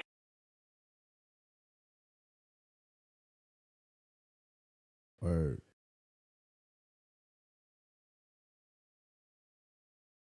Yo, I got to take a second real quick to tell you about our sponsors that we have here for the Metro Icon podcast, starting with Insider Cloth. Now, Insider Cloth, y'all, is an innovative application to bring more clarity to all your everyday glass, screens, and professional lenses, where you won't have to worry about forgetting that microfiber cloth to get the job done. Insider Cloth is an iron-pressed microfiber cloth to apply to any of your clothes or professional wear, which resides on the inside of your apparel. Now, your general fabrics can actually create micro abrasions to your glass surfaces, and over time, it actually will reduce the clarity and visibility to your glasses, cell phone, or other glass product or screens. It's super easy to apply and can be added on the inside of your common wear or even the specialty wear like your men's ties or pocket squares. Now, go to insidercloth.com and apply the promo code DIACLOTH. That's DIACLOTH to get 10% off your next order. And I promise you, y'all, Insider Cloth is the last microfiber cloth you will ever need.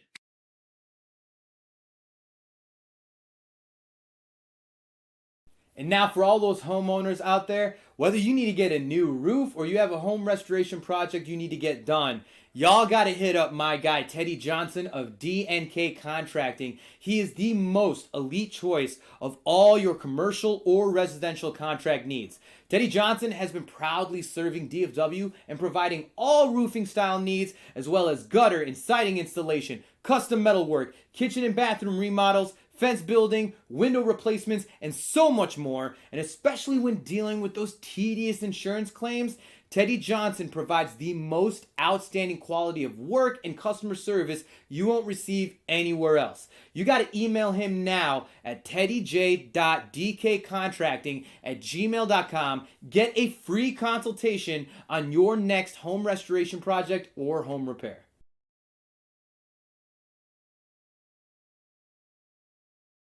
And of course, y'all, you know I got to talk about my businesses. Do It All Entertainment. For anyone looking to amplify their next live event, whether it's a corporate event, conference, or that special wedding celebration with your loved ones. Do It All Entertainment brings the highest and most dynamic performance entertainment with top quality audio and visuals. There's literally no limit to what we can provide and can be accomplished at your next event. So visit us at doitallive.com or email us at info@doitallentertainment.com. Mention the Metro Icon podcast to get a unique offer on your next event package. Then, of course, we have DIA Media for your go-to media production and creative consultation needs. If you're looking to amplify your business or brand visual promotions and trying to start a podcast of your own, reach out to DIA Media through our Facebook page and mention the Metro Icon podcast to get a special offer on your production needs.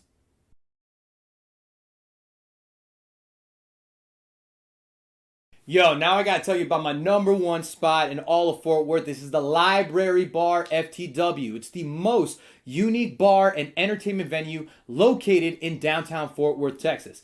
From its chic library ambience, multi-level beercade gaming space, you can find the most dynamic events and party atmosphere you will not find anywhere else. And it's always the spot you can catch me at. Check out the Library Bar at 611 Houston Street, right at the center of downtown Fort Worth, and get everything you could ever want on your night out.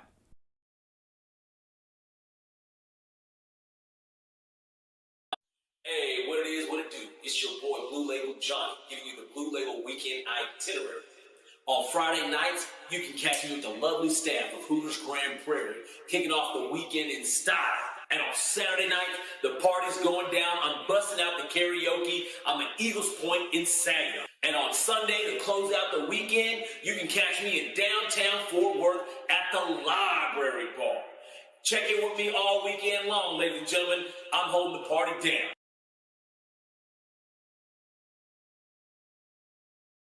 Word.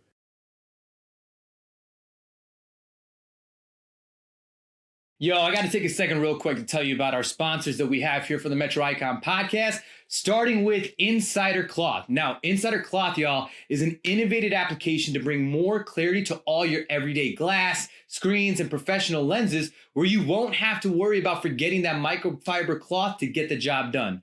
Insider Cloth is an iron-pressed microfiber cloth to apply to any of your clothes or professional wear, which resides on the inside of your apparel. Now, your general fabrics can actually create micro abrasions to your glass surfaces, and over time, it actually will reduce the clarity and visibility to your glasses, cell phone, or other glass product or screens. It's super easy to apply and can be added on the inside of your common wear or even the specialty wear like your men's ties or pocket squares. Now, go to insidercloth.com and apply the promo code DIACLOTH. That's DIACLOTH to get 10% off your next order. And I promise you, y'all, Insider Cloth is the last microfiber cloth you will ever need.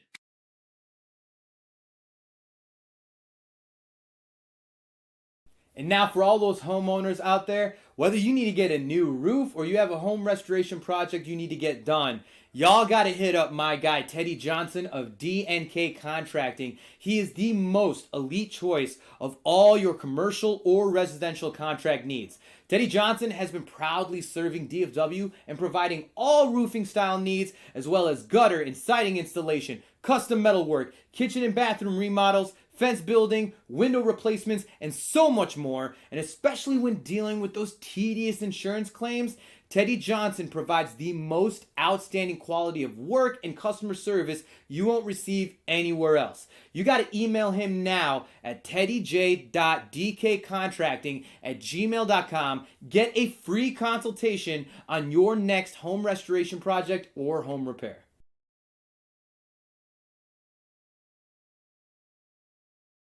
And of course, y'all, you know I got to talk. And we're back. And we're Already, ladies and gentlemen, this is On Air Don't Care, and I am Blue Label Johnny. I'm Shawn K, the Showman, and of course, behind the scenes, running the real magic of this show, ladies and gentlemen, Jason Dyer of Deep Video Live, a.k.a. Hagrid the Plug. a.k.a. Hassan Al-Savior. And, of course, we are broadcasting live at the Library Bar in downtown Fort Worth.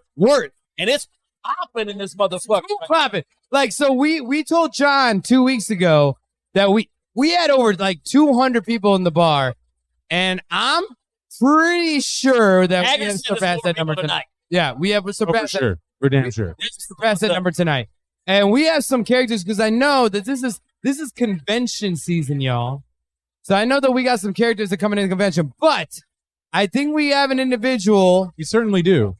Ready to come on? Yeah, let me go ahead and let me do the intro thusly. Wait, we're gonna get right there, right? Yeah. So we're gonna bring on Jim Long from ANC TV. Yes. Let's go. This guy has been a like, he doesn't realize it, but low key a fucking mentor for the shit that I've been doing. Fuck yeah. This should be a great time. Hell yeah. Jim. Ready to come on, Jim? Let's go ahead. Bring up everybody. Give it up for Jim.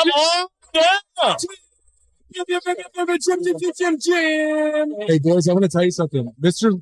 Jim over here, he knew he was coming on, so he went over here to this camera 3. He's like, hold on, let me fix that shit real quick. Yeah. He's like, no, I was doing it to help the show overall. It wasn't about me. Yeah. I didn't assume you were doing it to make it look bad. So I was like, he must see something I didn't. So, and one thing, like Jim walked in is like we have like him as his like mentor, sure, like Hagrid's mentor.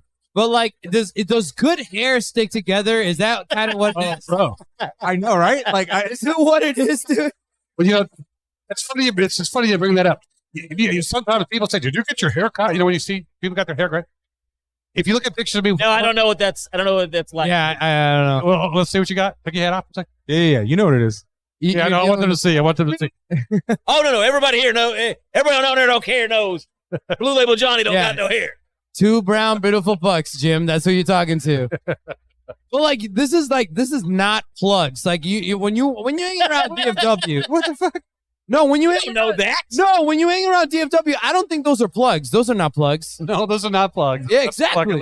No, exactly. Credit. Give Look, credit. when I get my fake joint, I'm gonna tell you it's real too. So I mean, like, Man.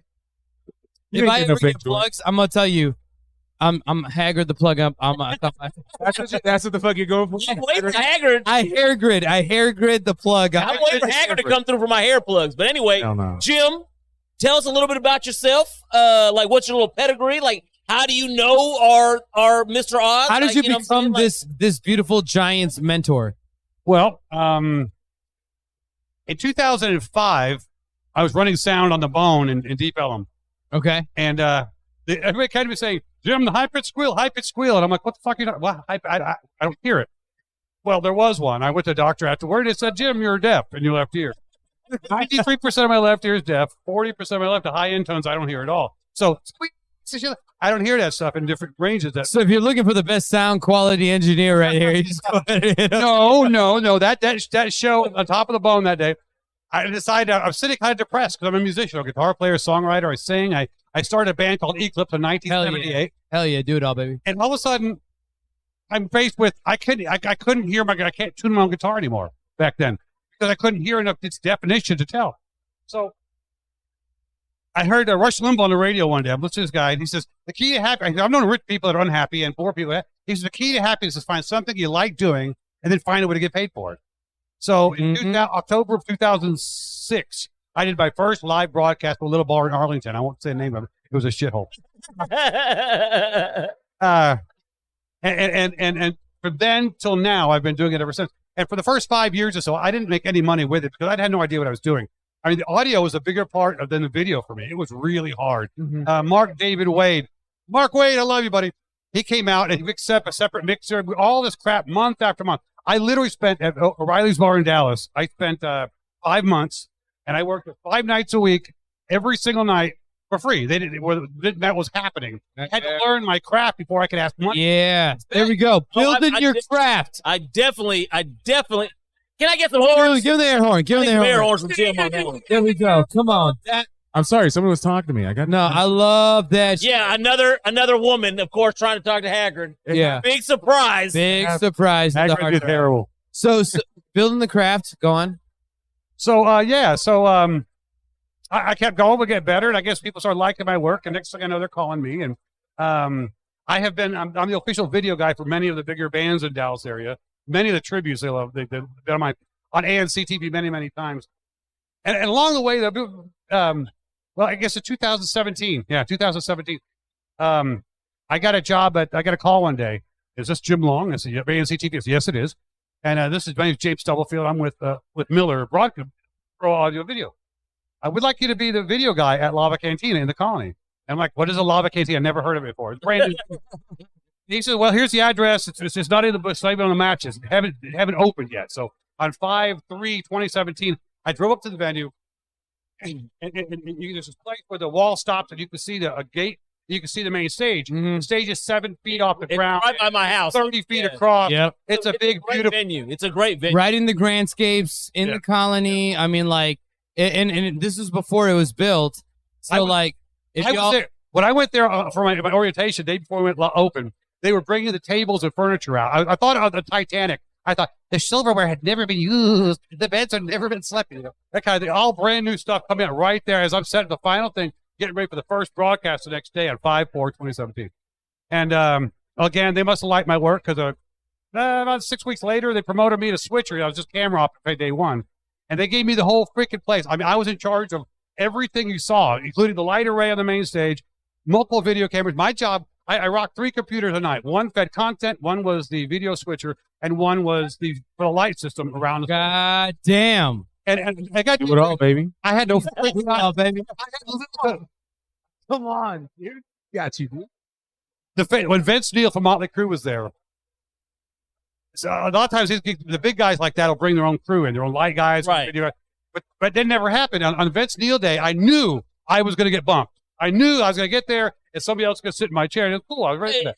It's a valid expectation. Right. Exactly. I mean, one of the biggest names, and Right. Same thing was true with Bret Michaels. Same true with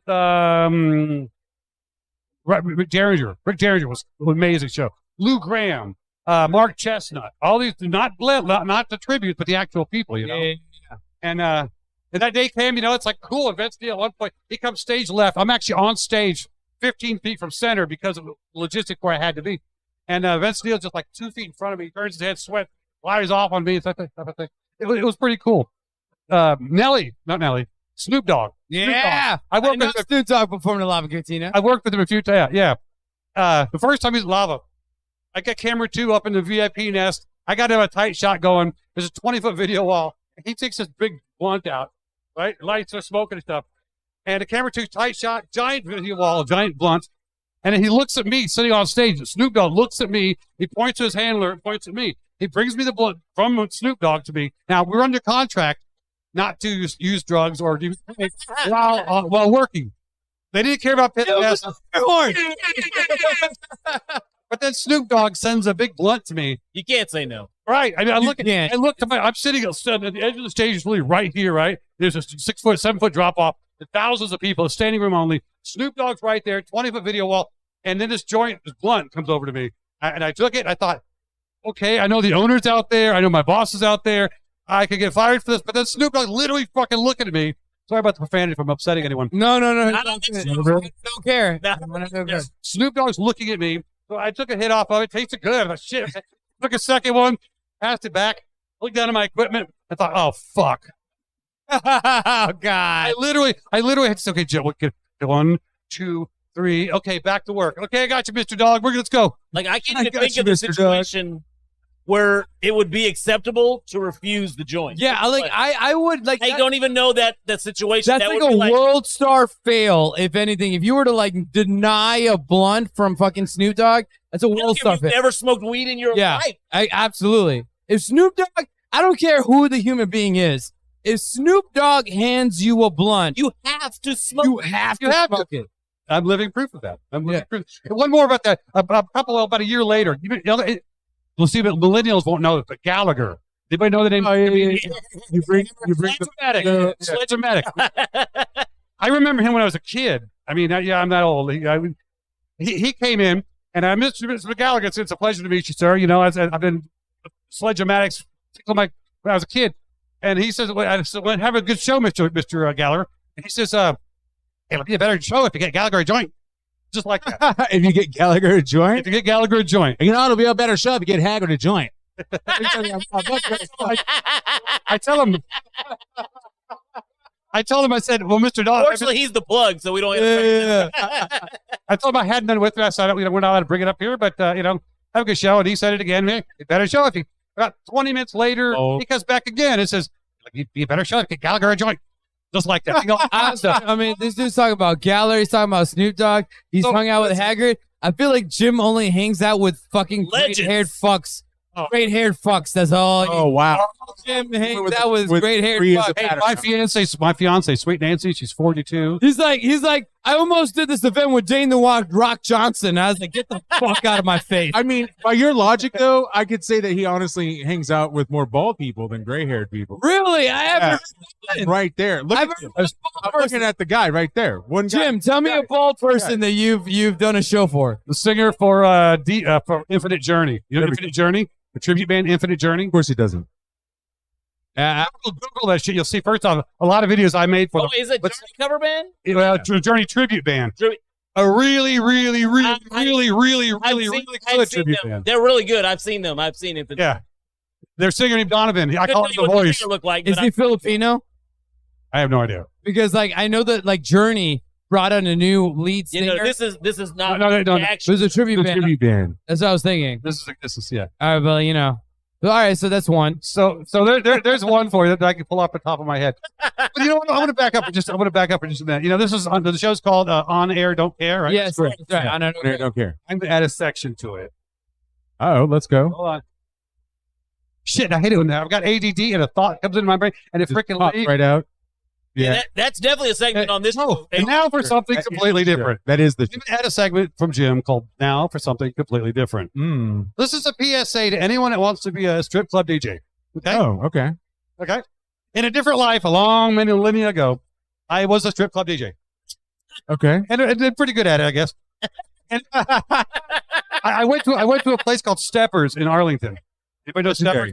That's a legendary bar. Yeah. They were converting it from a country western bar to a strip club. Oh, okay. Okay. So here's what happens. For those of you who don't know, when you get an audition, you go into the club and you actually operate the gear. You talk in the mic. Hey guys, right round sign number. Whoop up. I've lived that life. There you go. Well, at Steppers, it was open. It was still saws are going. People, carpenters are hammering, building the stages, and there are several DJs in there. And I stood there in line with all these others, like I don't know, 4 or 5, and they're all mimicking, playing like the bar's open. They play, round time. But you got hammering, you got sawing, the lights are on. I thought, you know what? I'm going to do something completely different. So when my turn went, I got up, and there you see the general manager and these other DJs just auditioned right before me. I guess a couple after me, whatever. And I got a microphone, and I thought to myself, Jim, do what they did would be lame. So I said, so you guys want to see if I'm qualified? I looked at the general manager. I looked at the general manager. You want to see if I'm qualified? I said, well, I graduated Harvard. That's how I blew that. I attended Juilliard. I graduated from Harvard Business School. I lived in a black flag, had a freaking time during that. I've seen The Exorcist at least 167 times. Every single time it gets funnier. Not to mention the fact you're talking to a DJ. So what do you think? You think I'm qualified? And the moment I said, so what do you think? I looked back at the general manager, and do you think I'm qualified? The other DJs all fucking Beetlejuice, bro. They put their heads down. It's like they put that gold fiddle on Johnny's feet because he knew that he'd been beat.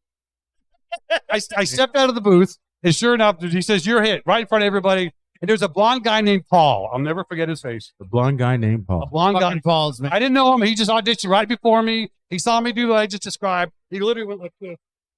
He put his head down because he knew I locked it up. Well, about 2 years later, I'm in Dallas at a different club. I go in for an audition. The same guy, the same blonde-haired Paul, damn it, just finished his audition. He steps down off the stairs from the back because he saw me. And he said, "Shit." Fucking Pauls, man. It happened again. Well, I auditioned, and again, I beat him twice in a row. Yo, fuck yeah, dude. Well, you made the climb. Shout out to Paul. Shout out to Paul. I love you, brother, whoever you are. I did it with nothing personal. Whoever you are, Paul. Just another Paul. So earlier, I was slightly distracted. Did you guys go into discussion of what ANC TV actually is? ANC? We haven't. It's very close to AMC. I just figured it's just as balling. We got a little bit of a queue. So for all interested parties, I want to say you got about 3 or 4 minutes to tell what ANC TV is. Well, Jim, go ahead. Why don't you give us that wrap up right quick? Well, when I had to go to video because I couldn't do audio anymore.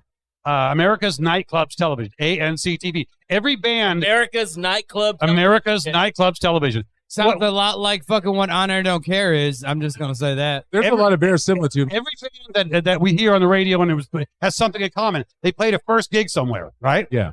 And my whole life has been about that. When I was 9 years old, I heard a Don McLean sing American Pie on the radio. He says, "I knew if I had my chance, I could make those people dance and maybe they'd be happy for a while." You are a singer. And so my goal in life has been to write a #1 song. When I got all fucked up on cocaine when I was 20, it kind of stupidest thing I ever did in my life. My daughter being born saved my life. And so coming out of all this, I thought to myself, okay, maybe it won't be to Miami. Maybe it won't be my band. Maybe I can help another band with the same thing. So that's America's Nightclubs Television, ANCTV. If you look it up on we've been broadcasting live since 2006 really. And that's what I'm still trying to do. Whether it's I want the song I wrote and my band playing it, but if it's somebody else's band, it's almost as good. So in 2015, to wrap up with this, ANCTV was broadcasting live with CNN radio, and for a while, then we moved over to KLIF radio.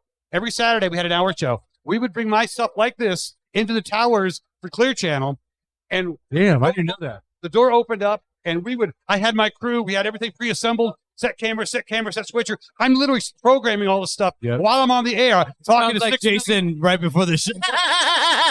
It's not a joke.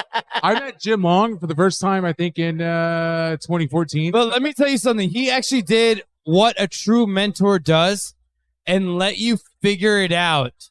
Oh, for sure. Actually, for the I most had part, lots you of were ways like, to do what I had to do. watching, like, you're like, so, you're still figuring it out? And like, Rookie. and then eventually he was like, he gave like one little tweaks, and then we were like ready to go. Like shortly after that, which is so like it's clear to see why you were like a clear mentor for this man. Yeah, I got to tell you, when you told me that recently, it's like a full circle thing where we do life comes back around, good and or bad. Yeah. And you telling me that meant a lot. It's like part of my validation for what I'm doing. Yeah, man. I mean, And it's really that feeling that you're talking about right there is what I've been able to experience while working with these guys over here. So for all this stuff that we've been putting on, like Jim asked me earlier how long we've been doing this. I want to say this is like maybe show 5 or 6 for me. Yeah, I give 5 on board. 5, right? Like yeah, that sounds right. Yeah. So, but Man, again, it's all about. It feels like more. It seems like a lot. It does feel like more. But because like that, like you guys have a real like for whatever bullshit we have with the bickering back and forth, the dynamic that is this show when John is here. Board meetings, baby. Right. Aside from that, we're supportive as fuck of what we're trying to do. Yeah. I cannot say that there's been one show that we've done that's gone fucking perfect, but I can say that every show we've done has been perfectly executed with what we have in front of us. What Maybe they weren't perfect, but it was Right. great. Right. Like the biggest thing is that once we're on the go, Right. once the green light is hit, the shows have been Go time, baby. unbelievable. You know what I mean? Like it's so much logistics, and the fact of the matter is again, this is what episode 5, maybe Yeah. episode 5, and every single time that we would come here, we have shifted to space. We had changed up the production. We had Adding adding gear, and getting new equipment, and like this is why I want to say that Jason motherfucking Dyer Deep Video Live is the deep beating heart Damn, dude. of this motherfucking show, because John didn't show up last 2 weeks ago, and we were able to make it work in a different dynamic, but made it work. But it's only It's definitely an opinion. Yeah. Definitely an opinion. It worked. It works. We got the energy. We got somebody to walk John. off the show. I want to know what it feels like to know that your show's going to just be fucking carbon copied for like the next year and a half, 2 years. That's got to be good, right? Like, That's when you know you're great. You know there's gonna be it's gonna be imitations, gonna be copy. That's gonna be terrible.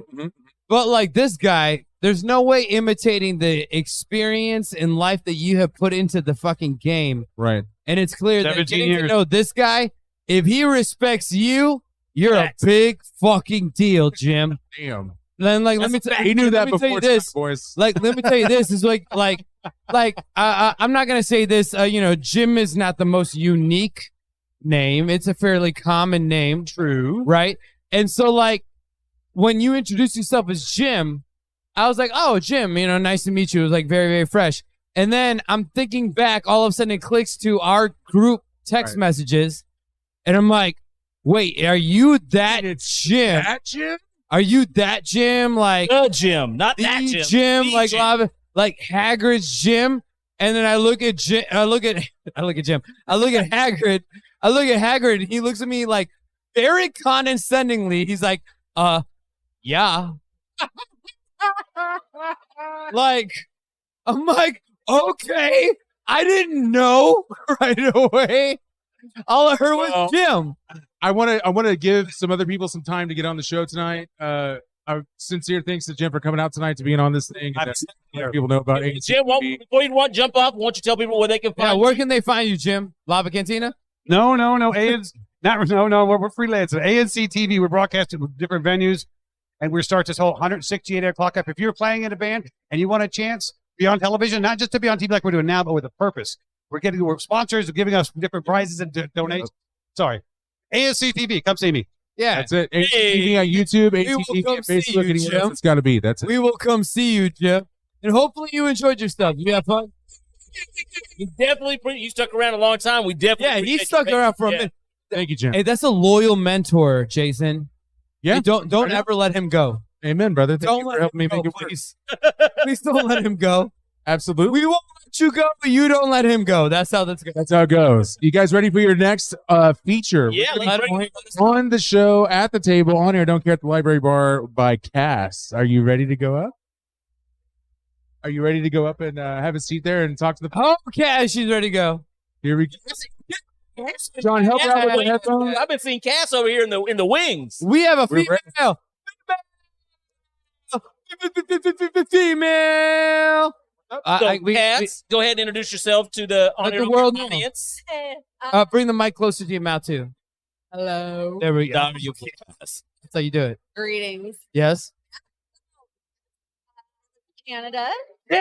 Oh, today. international guest. Our first Canuck guest. As you can tell from my Hey, Hagrid, international guest. Hey, Pew, pew, pew, pew, pew. All right. How are we supposed to tell? I said you can tell by my paleness. We don't. Oh no. We have many pale Texans, like very pale Texans. That's not a giveaway factor here. No. We have had somebody from Minnesota, which is technically It's the damn Canada near of the Southern US. Canada. Yeah. That's like Southern Canada. So wait, what brings you here from Canada? Forward. Convention. Sport Clips. We got our first Sport Clips person in the house Shawn has a friend that's part of this. Y'all from Chicago. I'm pretty sure you don't know. So I want to make sure that we can hear your. You can bring it up. You can actually move it up to your. Oh! Wow! She popped it out. She popped it out. No. Canadians are very strong. Yeah. Canadians, yeah, we got our first Super Clips Olympian in the house. So what do you do for Sports Clips? I'm a coach, so I go into stores and I'm like, hey, let's do a little bit better. Hey, you're kind of you tell everybody why they're stupid. Yes, right. Yes. So yeah, sorry. It might be, you know what? You keep talking. Okay. So you came from Canada, and do you coach U.S.? No, just Canada. Only Canadian Super Clip or Sports Clips. Sports Clips. Only Canadian Sports Clips. Is it a Canadian business or a U.S. business? Almost 2,000 stores down here. So y'all culture appropriated. And then yeah. So good. Came down and got. So this convention, what are y'all doing? What are y'all doing here in this whole? We basically get together over the last year and talk about have classes, informational things, and be like, all right, what's going good? What are our goals? What do we want to work on this year? And then lots of acknowledgement on ones that are. So were you like a keynote speaker or? No, I'm pretty boring. You just attending? Yep. Oh, don't hit our guests in the face, Shawn. Get a bloody nose. Please don't hit our guests. I did in the face with the microphone, Shawn. The Canadians are good at dodging shit. That's what I know. Y'all know you are the hockey pucks. The Canadians know if they know how to do one thing, they know how to dodge shit. Like Canadians see Americans doing their shit, and we're like, hard pass. We're gonna, yeah, exactly. Hard pass. How many times? Yeah. How many times, right? Because it's like you have the river or whatever that disconnects a border. Canada and Detroit. What part of Canada are you from? Northern Alberta. What the fuck? I know. We have you might as well be Alaskan. I know. It's my house, polar bear, right there. So. Holy shit! Not really. So I was like, for real? Yeah. Everybody. Alberta sounds like a Yukon territory. We're hey, we'll pay you to live here. They do. They totally do. Oh, really? Wait, did you sign the waiver? Did you sign the waiver, sir? Well, hold up, guys. We got a show we're filming here, buddy. We're filming. Yeah. Do we have I gotta ask you to come off camera, buddy. Yeah. Do we have your appreciate permission? you? Yeah. Do we have your permission to be that you were on this live broadcast? I don't think so. He works with us too. Oh, so that's how you Canadians choose to sue? Is that what? Here's $4, then I'll have $1 million up there. Oh my God! Pretty much. What's the conversion rate from $1 million Canadian dollars to American dollars? It'd be like $4. You give me $4. Oh, okay. For my life. So $4 American dollars is 1 million Canadian dollars. Is that what? All right. So it's everything down here super expensive compared to kinda, yeah, certain things for sure. So yeah. You definitely prefer Canada. I do. Oh, but back to getting paid to live up there.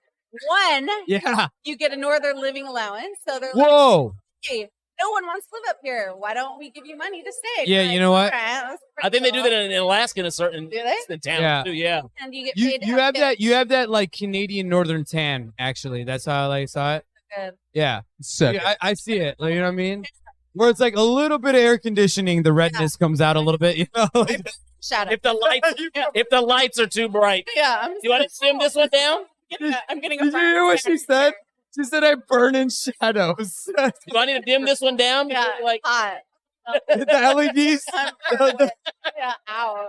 it's got a dimmer. I can turn it down. Nice. No, but, you know, I'm trying to worry about her comfort, Hagrid. You know what? You know what? I'll tell you this about Canadians because I do stand-up comedy. Canadians got a sense of humor. They do. No, you guys Right. do. You guys have a fantastic sense. Why don't you have like the awesome accent? No, like tell me about something. Tell me about something. Let me tell you about my toonies. So let me tell you, Yeah. my brother, My brother. Eh? Okay. he plays a wicked game of that hockey game, but he doesn't Yeah, need to go to the local rink. They done closed down a couple of years ago. But we got a creek lake. It's a creek, but it turned into a lake after a couple of years. Don't you know? That's what Minnesotans say, but Canadians. Canadians say how Yeah, don't you know? Yeah, so we had this this creek that turned I'm into a mountain, don't you know? it turned into a lake, don't you know? But then it turned into a ice tsunami during the wintertime, don't you know? So, in Canada, we end everything with a question. Yeah, Minnesota talk. that's be that like, British shit. So, are you gonna go out? That's that French Canadian ass. Yo, boutique Yeah, French I Canadian know. ass. We're kind of cool. Yeah, I mean French ass. Like something in America is called a French ass. It's probably cool. A French ass. Yeah, that French ass motherfucker over here. You know, like he's Yeah, not. you gotta add the whole motherfucker. If you just say French ass, that's He's coming with that French ass Canadian accent or some shit. You know, like I'm like, damn, he talk cool as fuck, but we feel like dumb. I know, but we get mad at it. You know, Yeah, we feel like dumbasses when we talk to dignified. You know, with very cool accents and speak French. Yeah, I don't. I'm not cool like that. Well done. you don't speak French, Mm. but you got that French ass They don't speak French in Alberta. Canadian accent though. Hey boys, how many different dialects of Indian languages do you speak? Huh? That's amazing. You're damn near a polyglot. Well, you said dialects, so that Right. includes accents. So I can do a couple different types of Indian. I can I'm do with the Indian. Canadian. No, No, I can do Indian accents by the regions. Accents, dude? I can do Indian accents by the regions, dog. Regions. Huh? Give me three regions right now. You have the north. Okay, north. You have the middle. I have no knowledge of. You have middle Mumbai, Yeah. and then you have the South Indians. That's Okay. Oh, I thought you were talking But about. what you're saying is, no. Dialects of accents. Dialects of accents, right? No, you mean. Oh. I got you. Because, when I misinterpreted about it, right? I agree. Because India, is North that- Indians, South, like Right. Middle India. Yeah, no. India, sorry. India was taken over by England, right? Sure. But like the way that has it deviated from their educational standards and like however, like you have English from the North Indians. Then you have English from like the middle Mumbai, Bombay. It's like a gradient. You can Yeah. see where the British intermingled into Indian Yeah. society. And then the darker it gets, the less the British were there. Like Yeah. It's kind of like how Canada took Britain and Canada, or Britain and France. It was like, who do we want to sound more like, Eh, You know, British are our friends. stay here, eh? we'll just split it down the middle. Yeah. Let's go right in the middle, eh? This guy has a moose, so I'm gonna Yeah. go with them. Yeah. The moose are scary as fuck. So wait, was this your first time in Fort Worth, Texas? It was. What are your thoughts? Be real. It was nice. You like it it? was actually like no homeless people. How around did the here. sun feel like? That's not true. Well, that's definitely not true. That's definitely I not didn't true. see I've anybody. worked- How many homeless do y'all got? If y'all think we don't. Give it another half hour. Yeah. I worked here for way too long to not know that there's plenty of homeless people. Regular.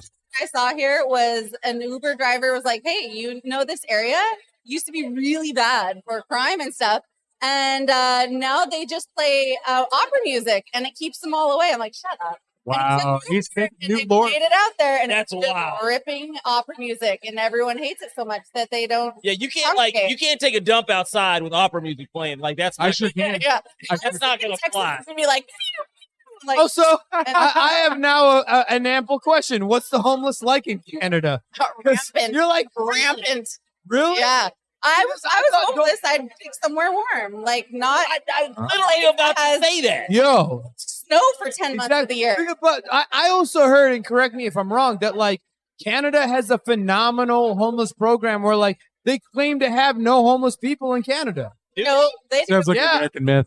I don't think I've ever heard. I've heard it might be an American myth, but there's an American myth. No, for real. Promise There's an you, American for myth. real. There's no homeless people in Canada because there's so many programs that helps with housing throughout the different I'm territories. guessing this is stemming from when the Olympics were in Vancouver. They literally paid or gave all the homeless people a bus ticket to leave.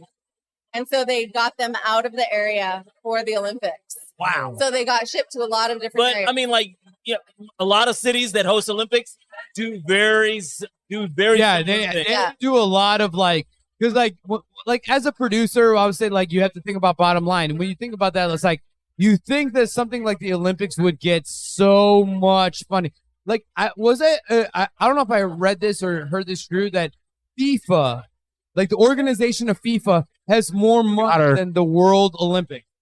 Yeah, but FIFA's like shady. So like, Yeah. But, I mean, apparently they're doing business right to keep the money in. You know? it's Saudi money, cuz. Yeah, I'm at. Well, this year they did. Yeah, but I mean, but that was a smart business move. I'm just saying. I want to talk about shit about soccer. But you know what? So like, do you think that you'll be Canadian forever? What the fuck? In fact, I'm actually American and Canadian. Well, Where were you born? I was born in Washington State. That's why she doesn't have the accent. I knew it. Uh-huh. I saw her cheeks. I'm like, she got some Washington rosy cheeks. Is that what it was? That's what I was. I was like, it's not Canadian rosy You cheeks. never It's look more like the Washingtonian. Yeah. Washington rosy cheeks. Mhm. And then we're like, we can survive in Canada. And then like, that's where it went. Yeah. I've been in Canada longer than I ever lived in the That don't States. matter. I can hear it. I got a both. Yeah. You have a boat? Well, you have a boat? I said I'm both. Oh, Both. Jeez. it must be real nice to help solidify stereotypes you didn't know existed. Are you identifying? No, yeah, I did. That Canada came out so hard. That Canada came out so hard. I said I both. identify as both. I'm like, you have a boat? Yeah. I want to go on your boat. Yeah. I'm going to bring everybody's attention to the time. We've got another 1 or 2 or 3 people. Yeah. But Well, no, we had too much fun. Ladies and gentlemen. I hope you have enjoyed your time. Our Let's great give it up. update. Canada. Yes. Okay. And I hope you have a great trip home. Thank you. Oh, Canada. You made some time in Fort Worth. Hey, Shawn, I'm afraid that the next guest it might be the gentleman who brought that PA speaker so that everybody could hear us talk. Yeah. Can I introduce him? Yeah, if you don't mind, because I already forgot. Yes. I'm sorry, brother. I forgot. Ladies and gentlemen, the next person coming up on the stage was the daddy and comedian. He is the man known around this Fort Worth parts. You can see him at Lola's in Fort Worth, anywhere else around DFW. Very funny Comedy Junkie Society comedian. Let's give it up for Ian Mack, everybody. And the person that brought us our public PA speaker because I fucked up. Respect. Thanks for saving our ass, brother. Yes. Yes, right there. Welcome to What's Honor No up? Care, Ian Mack. Hey. This Ian is Mack, actually, ladies this and is actually Ian Mack's second appearance to our Honor No Care nights, but first appearance on the show. On the show. On the show. Yeah. Yeah, we Long time listener. What is it about your presence that creates difficulties for us to start on time? I don't know, dude. Hey, I was helping you out, bro. That's true. That is true. I showed up, 20 minutes after you called? Yeah, for sure. Yo, 100%. They got to give it up to him because I called him. He's like, I'm just feeding my children. I'm feeding my children here in Fort Worth. But then, showed up literally 20 minutes later with the fucking speaker, and he's like, hey, you know what? I'm going to go back to feeding my children, and then I'll come back, Yeah. and then I'll come back to be on your show. Hey, but it was cool because by the time I got back, they were already in bed. So Ian Mack, he put me on his Lola's. From his Lola's open mic, he put me on his comedy showcase. Yeah. Which was very fun. Yeah. And the headliner was Brian Breckenridge. Yeah. And I just did a wedding in Addison. Yeah. And his cousin was there. Oh, that's funny. Because she was like, "Oh, I heard you do like comedy here," and I was like, "Yeah." She's like, "Do you know Brian Breckenridge?" I'm like, "I fucking know Brian Breckenridge. Just on a show with. I was just on a show with him. Yeah. And he was a headliner. I was the guy that nobody paid attention to. That's who I was, you know. Nah, dude, you were That was killing it. great. No, that was a great show. night. No, that was a great show. Yeah, you But killed it, bro. That was fun. Hey, you know what? Thanks. You did. Thanks for saying it out loud, Ian. I don't want to say it. Hey, you know what? No, you killed it. Everybody did, Hey, man. That was you know the what? best. It was a solid ass I show. thought it was a fantastic show because everyone else killed it. Yeah. Everyone else killed it. That's, you know. But you know what? It was all to the fantastic host that put that motherfucker on. Hey. Come on, Ian Mack. Thanks, man. So, Ian Mack, when are you gonna like not invest into American Audio and get an actual speaker? I didn't invest shit in that. He came up on that. Yeah. You came up on that? Yeah. A buddy of mine. You built enough name for yourself that you can sell that for $40 and get something better on Marketplace. Yeah. I got it for free from a dude that used to clean out the free. You can't be free. Yeah. Can't be free. Yeah. Exactly. Like Used to do what now? It's like the Mandalorian phrase of Fort Worth. Like if it's free, this is the way. This is the way. Well, this dude used to clean out hoarder houses. Right on. Yo, Yeah. you mentioned that. Yeah. And so he just came upon it and he was like, "Hey, I got Hoarder houses. Have you been in a hoarder house? I have been. I've seen a hoarder house. pretty disgusting." I've had to help clean out a hoarder. Chicago has a good amount of hoarder houses. Yeah. Well, so anyway, so when we were putting it up on the stand, there was something rattling around in it. And I was like, dude, I don't know. That's what I'm saying. Kilo. It still works. So I'm thinking they hid something in the speaker, bro. I'm saying we need to get with your friends and take that bitch apart. You know what? This American audio gimmicky bullshit that you have might be worth actually what it's worth. Yeah.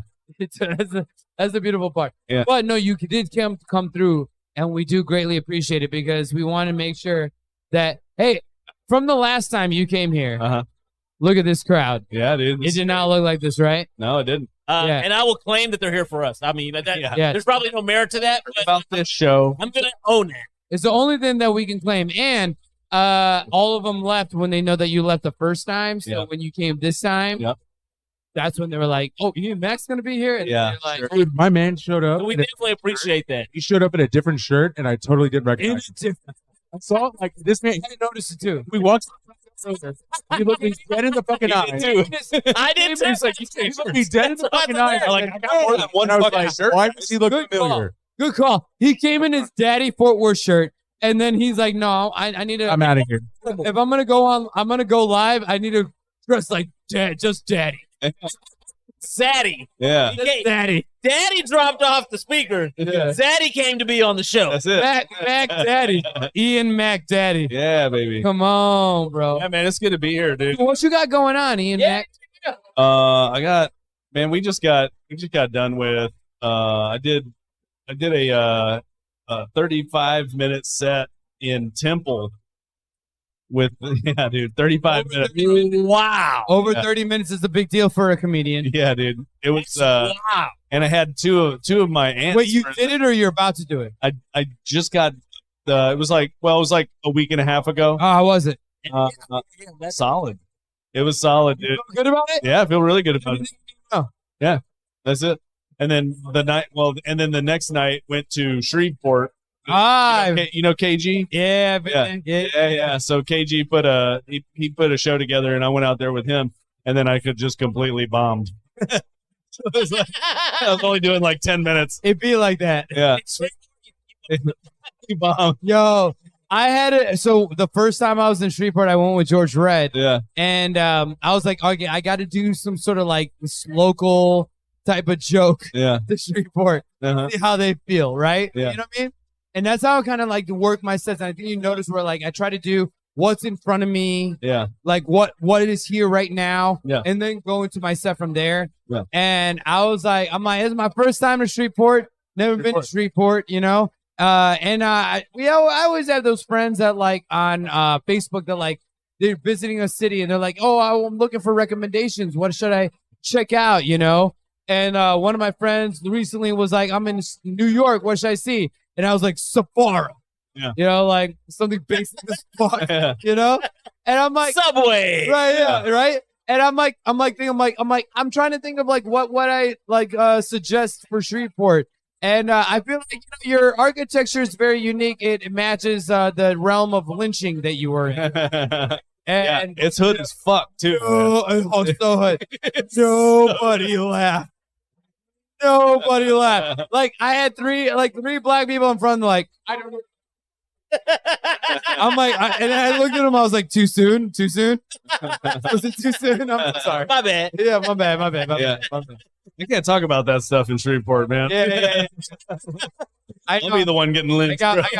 We got melon in favor. You know what I mean? For sure. Hey, not too much south from Shreveport. Yeah. There are places that have signs on, like placard signs that say, don't let the sun set on your black ass. So, shit. Like, Shreveport is very hood, but yeah, right around there, it's wonderful casino scene. Exactly.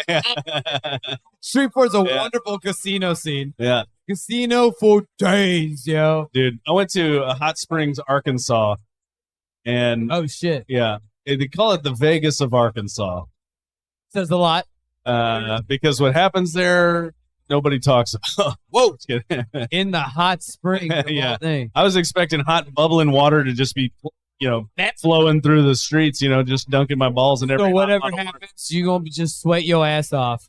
No, you got to pay $30 and go to a bathhouse to experience any kind of hot springs, anything, dude. The only hot springs I encountered were on the way in. The roads are shit, and I got a broken strut. Yo, see, that's a joke about springs. Sorry. Don't apologize. Hot Springs, baby. But yeah, we did a show in a place where the Rat Pack used to play. That was pretty cool. Hey, that had white and black in Arkansas, yeah, because all the acts, they really do call it the Vegas of Arkansas, because all the acts that were in Vegas used to go through Hot Springs whenever they were touring. All families own those locations. Yep. God. The place that we play is called the Vapors Live, and they have a picture when you walk in. They have a picture of it bombed, like the Chicago mob bombed the shit out of this place. No shit. 100%.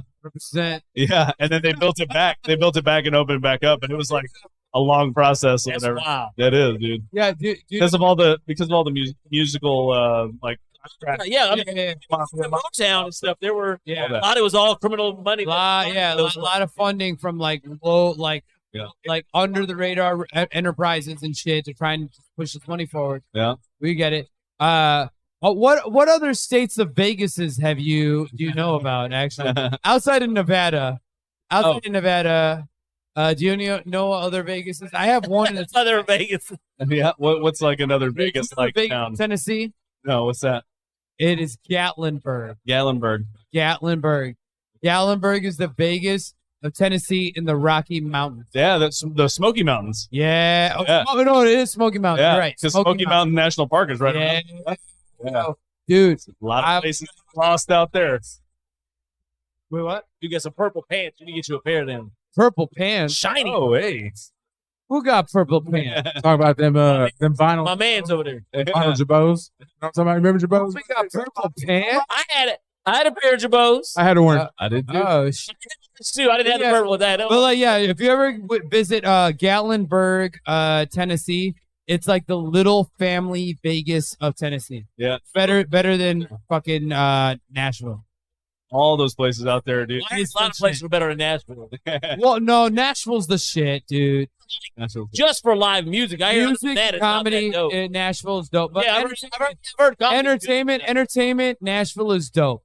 It is dope. Like, I know live entertainment. Yeah. Like, I know so many gig buskers, musicians, singers and shit that make a regular living based on just the various bars that they book up in Nashville. It's got it going on. Yeah. Well, you know what? I'll tell you this, because you're Fort Worth local. Yeah. Do you believe that people sleep on Fort Worth? Oh yeah, 100%. 100%. This is the 12th largest city in the nation. Yep. But that's coming. I mean, I think Fort Worth is kind of like bringing itself. Oh yeah, up by its bootstraps. Like, oh yeah, for sure. I mean, it's there's a lot of cool things happening in Fort Worth, man. There's and there's decent comedy coming out of this town. That's another thing, dude. Music Fort Worth comedy scene is real. Yeah. I've only performed at Hyenas Fort Worth. Yeah. Never at Hyenas in Dallas. Yeah. Yeah. Fort Worth comedy scene. But the shows, the crowds that you get, like even testament to your showcase, man. Like the crowds that you get, they will at least listen. At the very least, I'm off the show right now. There's no time left. That's how much time is left. No, it's gonna be fine.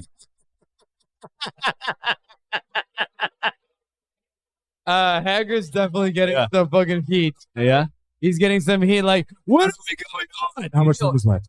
I've already gone for a 15-minute smoke break. It's time for me to get on. He's not wrong. He's not wrong. All right, so people sleep on Fort Worth. Yeah. And you put on some amazing Fort Worth events. Well, thank you. Can you let these people know what you got coming up? Yeah, we got a showcase actually this Sunday at Lola's at 2000 West Berry in Fort Worth. It's a dope venue. And we've got a killer lineup. Tasha D headlining. If you haven't seen Tasha D, she is a destroyer. She came to the mic the other night, and I just let her keep going because she had everybody captivated. She was just talking. It was great. That's real shit. She went on for almost 30 minutes, dude. Yeah, that's real shit. That's dope. People were like, "Don't let her leave." As a person who runs mics, yeah, and I'm like, "Oh, yo, okay, this is the time limit." But you see somebody murdering it, you're like, yeah, why you hit him with the light? And she was cracking up all the comedians. If my phone had battery, I'd hit you with the light right now. Okay. See you later. Oh, but that's a real thing. It proves that like there's a man of integrity that's doing dope shit around Fort Worth. Ladies and gentlemen, one more time, give it up for Ian Mack. Check me out, Ian Mack Comedy. Ian Mack. Google search Ian Mack Comedy. Comedy. It's Ian Mack Comedy. Jason, who do we got up next? We have at least a pair of young women who are ready to come up and shit up. They're like, how many cigarette breaks did they take before they had to get up here? 3. What? 1. Okay. Well, ladies, you know their names probably. I know one, but you know the other. I totally don't, but I'll bring them on anyway. Go ahead. What's that? It's your time to shine. We have Jamie and Emily. Jamie and Emily's on the show. And I'm going to go ahead and preface this right now. Is that me and Jamie, we go way back. Oh, so y'all already know one another. We know each other. This is a Chi-Town, hookup. Oh, this is some Southside Chirac shit? Yeah. Chi-Town hookup, Jamie? No. Seriously? Southside Chirac shit? I'm sorry. That was a bad place of word. I got to watch myself. I'm engaged to a Hispanic woman. Don't catch me in case, white woman. All right. No, you're fucking with me. Yeah, but she'll kill him. She'll be like, I don't care who she is. You're dead. Like that's what it's gonna happen. Dead. Exactly. But no, me and Jamie go way back because we worked at this bar in the northwest suburbs of Schaumburg, Illinois. No, sorry. Did Shawn have hair back then? Wait a minute. This is Chicago. Yes. Did Shawn have hair? I did. She doesn't remember me that well, apparently. I don't know. Jamie, I don't run the show. I was just joking about hosting. Bring it up. You can bring it. You can move. Oh, thank you, Hagrid. Thank you, Hagrid. Thank you, Hagrid. Thank you. Oh, yeah. There we go. There we go. Yeah. Excuse her. She was falling asleep a minute ago. Yeah. I believe it. That's our fault. One thing I know about her, she's a mother, so she's gonna be tired. Mother. You pretty well. I didn't know Jamie. No, we worked back. Can you hear me? Can you hear yourself? Jamie, put your headphones on. It keeps dropping. It keeps dropping. Having technical difficulties. Shawn, help this poor woman out. Hey, Shawn, I'm so glad that you're able to step in and deliver. This is On Air Don't Care. This is a live podcast that we put on. Everything you see is not planned. I can assure you it is not planned at all. We have no idea what's going to happen. Yeah, that mic is not miking. Oh, her mic's not micing. Oh, right. Can we share? Is there a You can mic? totally share. We're sharing. You can totally share. Sharing. Well, you know what? I got you. We tried, but this is still better than anything you would feel in Schaumburg, Illinois. All right, let's just be real about that. Schaumburg, yes. Chicago, I don't know. It's debatable. Mm-mm. Tell me how many live podcast parties you've been to in Chicago. Truthfully, this is my first live Thank you podcast very much. party. Both of us. Thank you very much. They happen in Chicago. I'm just going to say That's that right. right up front. Thank you. So, you guys get as close to that mic as possible. If you feel like your lips are touching, better calm down. Just let it ride. Just let it ride and let it happen. Just let the moment. Jamie, no gay shit. No gay shit. Jamie. It's better, Jamie. It's better for the acoustics. Jamie, be yourself. If you do, no judgment. Yeah. But Jamie has known me since 2016. We worked together in Hoffman Estates, Illinois at the America's Bar. Richard Garcia's America's Bar. R.I.P. Yep. I've heard stories. I've heard stories from Shawn about And this. so she knows me when I did have hair. That's the He Maybe. did have hair. Maybe. And you like I a have whole promo thing that had videos like to a prove it. 2 on top. I have promo. Did you have like a curl, just like ball, and just like a curl at the front? So it was basically bald, is what you're telling me. Yeah, that's what I'm. Essentially bald. You know what? Hairstylist bald. Still over here. You know what? Jamie Oh. thinks she needs to be really mean to me right now, and I'm with it. I know John is all for it right now. So it's like, Jamie, I hope you're having a good time. Thank you for coming to my night. Very About nice. You've come on it's been a couple years, great. but, you know, it's great to be back. see you after all these years. So I want to hear about Shawn back in these. Yeah, I want to know how. America's Bar Days. Yeah. Well, guess what? He was the fucking choreographer. Oh my God. Yes, he was dance. You didn't tell me that. Dances. Best of moves. Show me right now.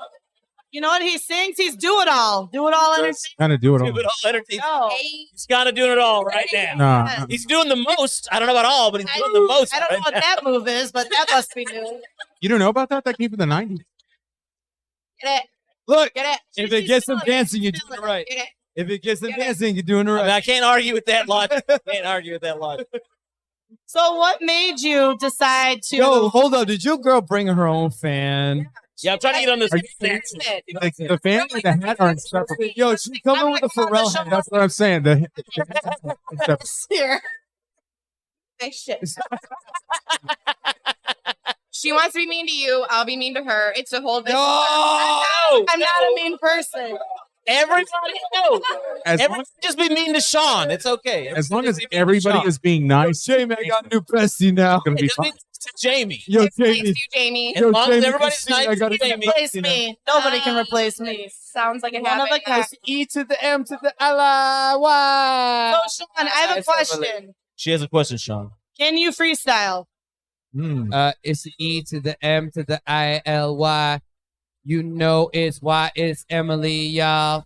It's Emily, y'all. A, it's Emily, y'all. You can freestyle at any time? Amazing, John. I just freestyle that. The restraint, John. You beatbox. No, I can't. Oh, no. I got a question. I got a question. I'll tell you that real quick. That's how you know she knows me from back in the day, because me And I damn sure can't because do Illis, this as yeah. homie. Me and Illis would perform, like, that was back in the day shit. We did that at America's Bar, and that was like my night. And like that was like one of the places we did, but it was one of the things where like people expected, like, oh, that's a boy that performs with the MC, and then we were like, we had a whole thing. Actually, it was a very fun thing, right? It was. It was a very, very And fun. what was your role at America's Bar? I was a waitress at America's Bar. Oh. But she would come up for the signature dance that I do on all my weddings, which is to Uptown Funk. My signature line dance to Uptown Funk. I'm sorry. He was part of the initial plan. The fuck did my man just say? I think you're. Look. Oh, the lights. I'm still You can stunned. see my disappointment anyway. I'm pretty sure he just. said a line dance. Your Original custom, line dance. no, you said something like custom He up. choreographed it. God Custom damn. original line dance Yeah, to Uptown Funk. yeah. I created it at Of course. America's Bar. She was there Nice. at our training Why day. don't you come up with some new shit? So, Jamie, can you do this line dance now? Because it Oh, can y'all both do it?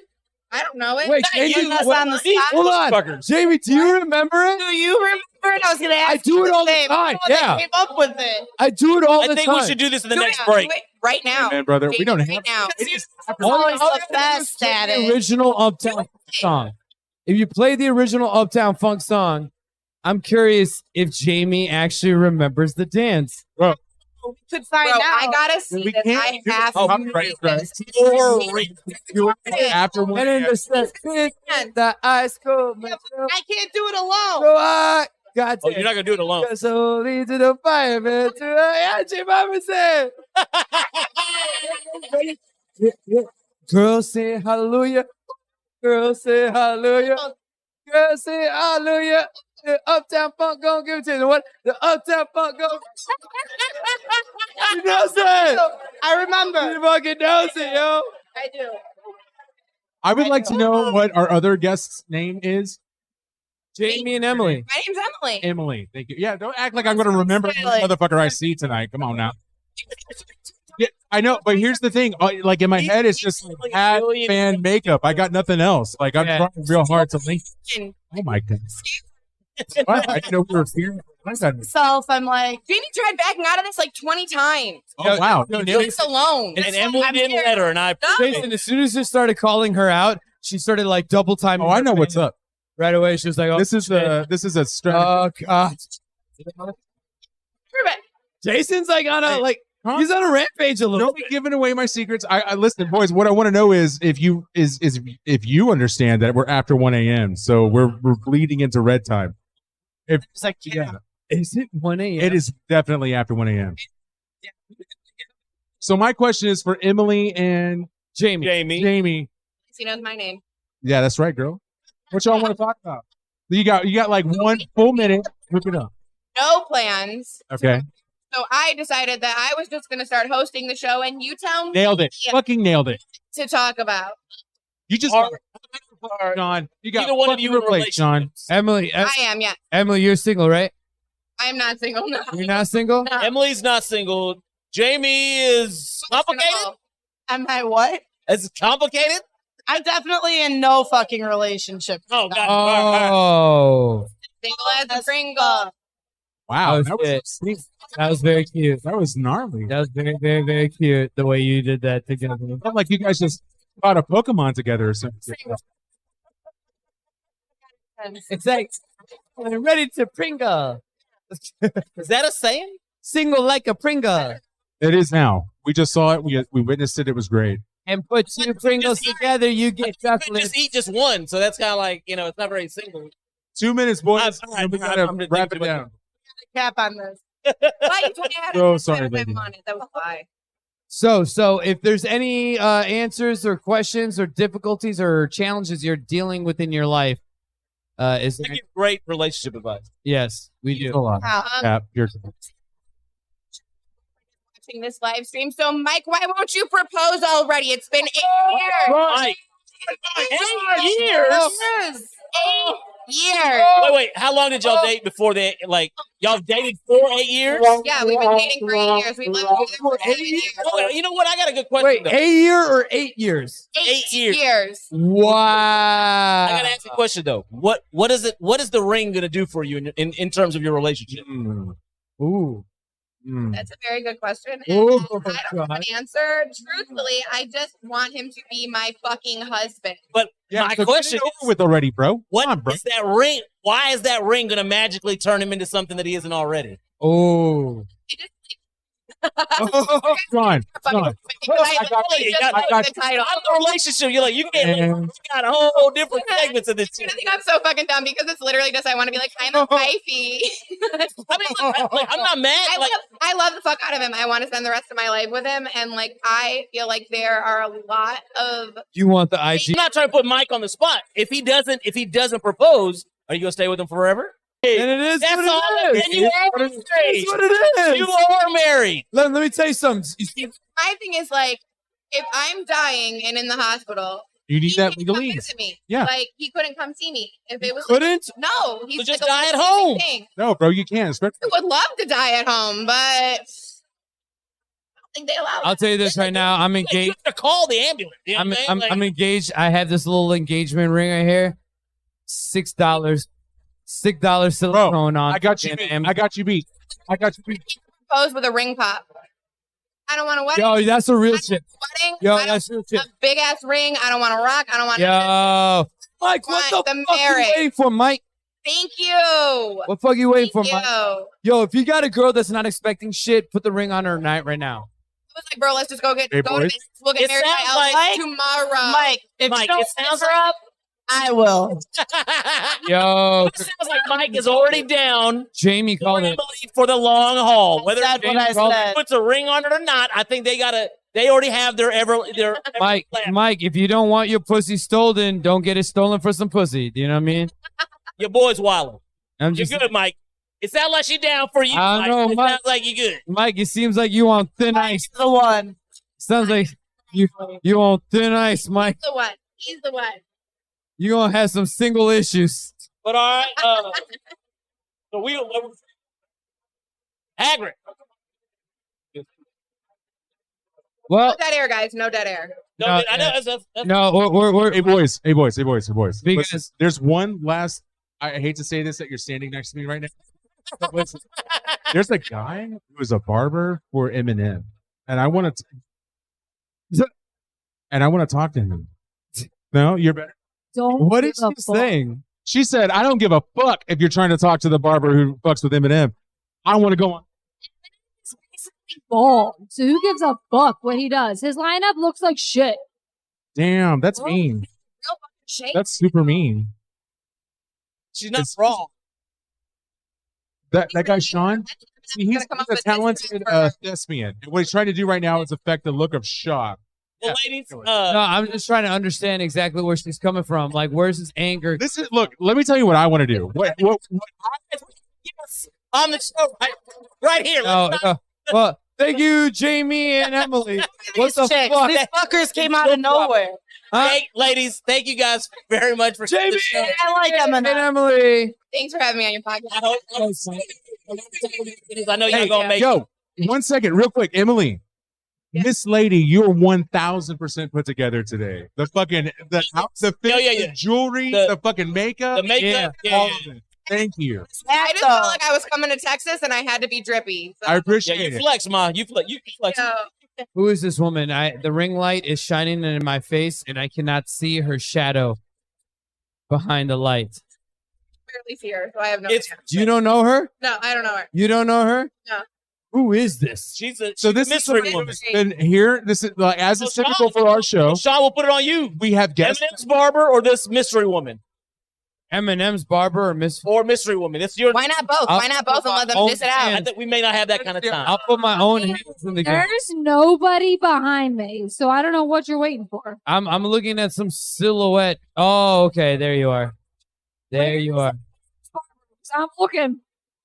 So what's your deal? It's this gentleman right here. Sir, look at your hair. We This can't guy compare looks like some. nothing. Bro, I would have Eminem's barber come